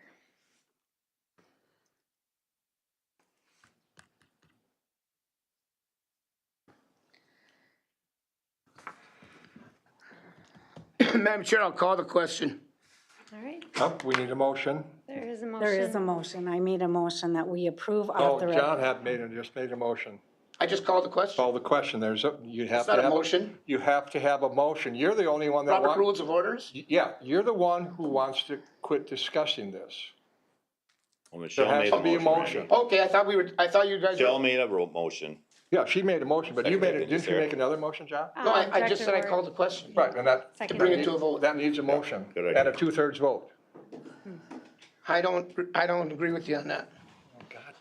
That's not Robert's Rules of Orders, and we're under Robert's Rules of Order parliamentary procedure. But if you got other things to say, let's hear it then. Yeah, that's fine. Let's hear it. Tell us what you want to lose. No, you're calling the question. That, I'll vote for it, but it takes a motion and a second and a 2/3 vote. To call the Oh, on the question. Call the question. Yeah, I'll vote right now. Yeah, I don't have a problem with that. But we have to follow the rules though, too. On the call the question? Yeah. Okay, I'll second it. Okay, we've got a motion and a second to call the question. Any, Aye. Now you ask for whether you're. all those in favor to call Aye. the question? Aye, Aye. Opposed, the same? okay, All right. let's vote. The motion on the table is to approve authorizing the school district to proceed with preparations for an operating levy referendum to be held in fall of 2025. All those in favor signify, we can have a- roll call vote. Sorry, my bad. John Ward, Yes. Michelle Brecken, Yes. Adrian Dondelinger, No. Stephanie Ederman, No. Randy Heidman, Nope. Sarah Spear. Yes, 3-3. motion fails. All right, moving on to SRO contracts. We pulled those off of the consent agenda. And Director Dondelinger, you wanted to speak to those a little bit? On the SROs? Yeah. Well, the only thing I thought was that, wait for the commotion to die down, is that Brainerd gave us a 3% increase and Baxter gave us a 6%. And I thought maybe we could go to Baxter and say, hey, because Brainerd's gonna go and say they wanna have 6 next time. And it's just like, 3% of $100 is different than 6% of $100, so it just keeps on going. And I think it's an easy deal. A couple phone calls, I could do it for you if you want. That's based on their salary schedules, so it's in their contracts.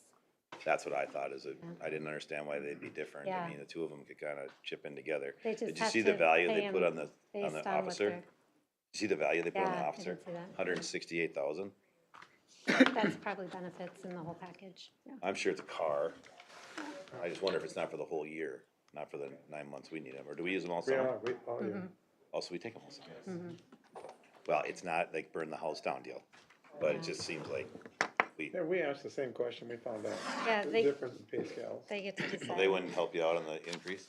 I mean, it's kind of like, you're gonna buy gas, I'm not gonna argue at the pump, give me a No, what penny can you do? off.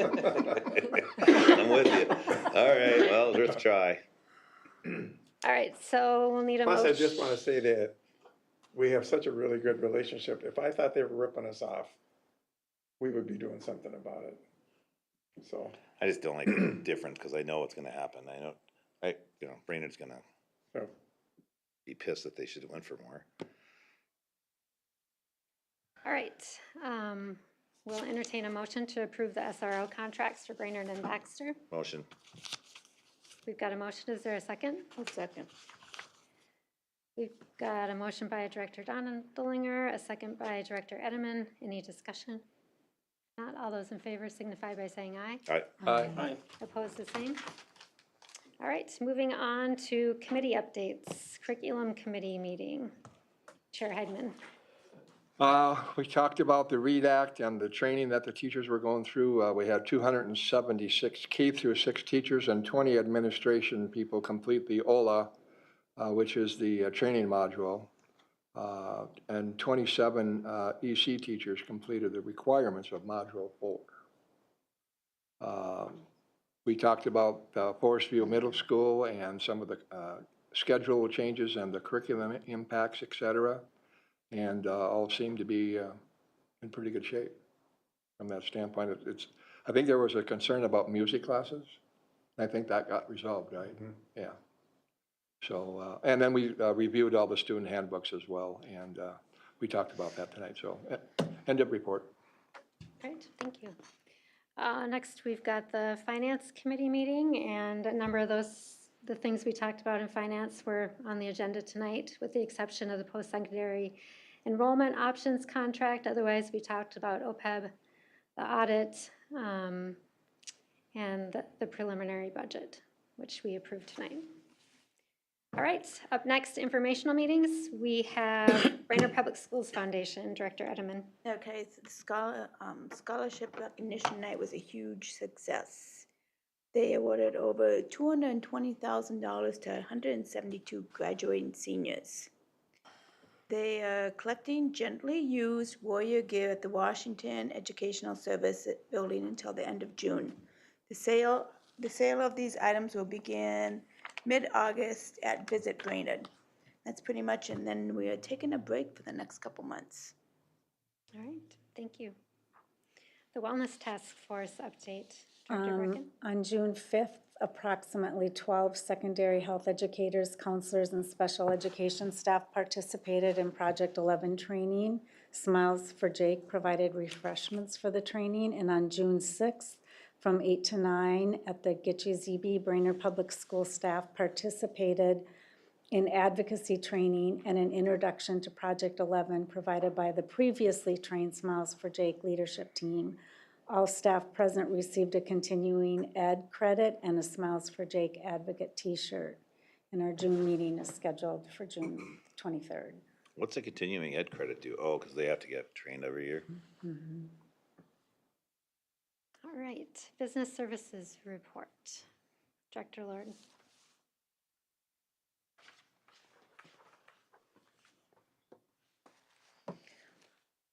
So in your packet is the financial report. If you look at the very bottom, you can see that we're about 74% through the budget. We do have 2 months left, so that math doesn't seem to add up, but it's because in June, we do pay the teachers for July and August. So that's why it looks like we are not on track for the year. And then one other thing I just wanted to talk about. So when you talked about the 20,000 per student DJ, each fund has different resources. So general fund is where all the money goes when we get paid per kid. Right. So food service generates its money by the state and whatnot. So it's, when we talk what if and gen ed aid, it is really just the gen, But if we got 1,000 kids back, our food service fund would go up. if they were eating, yep. It's the Yep. same thing. And then the community service fund, it's all driven by the revenue generated by the programs. Like, we don't get paid by the state. It's not a per kid thing. Same with building construction. That's the proceeds from Blueprint 181. So it's not, Which is done, right? yeah, yep. Do we get proceeds or we just have reserves? The proceeds came in, so now it's just reserves left. And then debt service is based on the levy, and then the OPEB trust fund is levy too. So really getting paid per student is just in the general fund, that top section. Marcia, let me ask, I want to make sure that I understand this long-term funding mechanism. With our buildings, we're gonna get about 4 million, correct? How much of that is used then to pay the bill for the previous levies that were approved by the board? So all of that comes out of the debt service fund, which is the Fund 7. So none of what hits the general fund is paying for debt. It is all going towards buildings. So we have $4 million that we'll be able to, because at one point I thought we said of all this money that we had, we only have 775,000 left over. We did. But that all changed under this new formula because we qualified for the square footage? Okay. So I don't know what Jeff has to say, but I asked Reed, when Reed was still here, and he said that the industry standard is $3 a foot. So if we have 1.5 million feet, we should have 4.5 million. It's not like we're rich. Remember, if somebody accidentally smashes a glass door on the way into Forest View or the high school, that comes out of that money. Painting, roofs, football fields, bleachers, parking lots, I mean, it's everything. So we're kind of back on par where we should be. So we're cool with the LTMF then, all that stuff, about because right. we qualified. Okay, I wanted to get that in my head because I always kept on thinking we only had 775,000 Did. of the 4 mil. No, before we had 3 million, right? It was, 2.25 went to debt service. I was gonna say only 900,000 was going towards actual buildings this year. So Okay. it's significant increase. Correct. It's a good deal. Yeah, no, damn right it is, yeah. No, I get it. And then one other thing too, the ACOMP, just so you know, if you look in that budget report, there's a separate line for assigned QComp. If that program was to go away, we can't use those funds for other things. It can only be used for QComp. So that, there's no savings there if that program went away. Well, we wouldn't get any money from the state. Nope. Really? Yep. So there's, I mean, Much of that big idea. 80% of state funding. right. So just I want you out of that. You Understand. can't get back. I was at a deal that showed that we paid at 35% and they paid the rest, but I suppose that's true, but they're still paying us to pay the rest. Is that what you're saying? So I'm saying the money that comes in is strictly for QComp. If we don't have QComp, that money does not come in. It's gone. So we can't spend it on You think they're anything paying else. 100%? That's what you're telling me. The state and, it's levy and aid gets paid. And if that program goes away, we can't spend it on anything else. It just goes off, falls off the levy and the aid does not come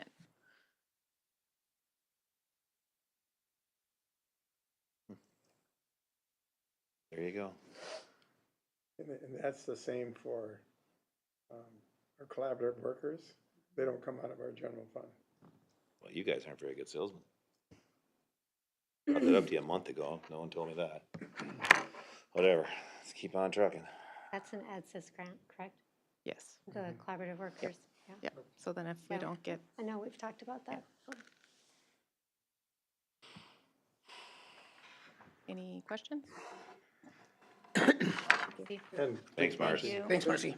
Marcy, you can walk me, but just a reminder, what Marcy had said earlier, that the 4 point whatever million is we would get in LTFM, we could adjust that levy.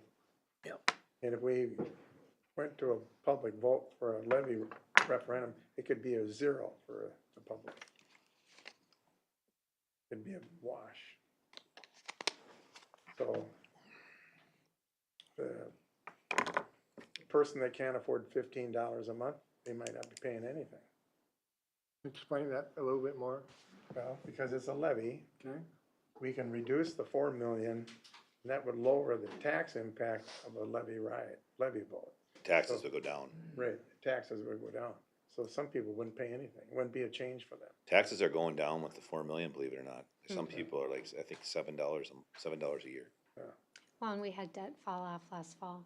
That's what we replaced with the. And I thought we talked about some of the debt that we paid off, that we were gonna maybe use some of that money. That's the same debt. Is that what we're talking about here? So that can only be used for buildings. Yeah. But it still is a tax impact. It What just happened? can't be used in general fund. Just remember in September, Marcy will come forward and she'll say, here's our proposed levy. And you always in September, you take the maximum, but then you can change it by December before you approve the levy. And we took the max this year. And the difference is, by lowering the LTFM, you can change what the levy's gonna be to the public, and for some people, it'd be a wash on a vote. They wouldn't see a difference in their property taxes at all. So we take 2 million, let's just say we take 2 million out of LTFM, and then we go for the referendum, and it passes for 2 million. So we're still getting 4 million, but there's 2 million we can spend on whatever we want, and there's other 2 million that has to be spent on buildings. Other things to think about, Chromebook, those computers that we approved for 800,000, that can all come out of the 4 million, Out of LTFM or the, okay. the capital levy. So are we still gonna go closed? Yeah, do you have a superintendent report you want Well, to? just, come on, the Smiles for Jake was really pretty cool. First time I've seen it. And I didn't know what to think, but the auditorium or the arena, whatever, the theater was packed. So it was really, really cool. And I thought that those who are running Smiles for Jake did a great job of explaining what it does and how it can help and so forth. And then, of course, the other thing is we got 18 kids this week going to state track. That's pretty cool. That's really pretty cool. Because I thought it was 21. it hasn't been the greatest spring for weather, and to have them accomplish what they did. And I saw where in some of the events, all 8 finishers qualified for state in this section. All of them from Brainerd? No, all 8 finishers Section school. in section 8, Really? Wow, because they beat the qualifying time. One time. So you're talking about a group of athletes that were pretty good. that's great. Yeah. Impressive. All right. That's it. That's it. All right, we've got future meetings on there. We will make an update to the committee meetings going forward, so that will change on the calendar, so watch for that.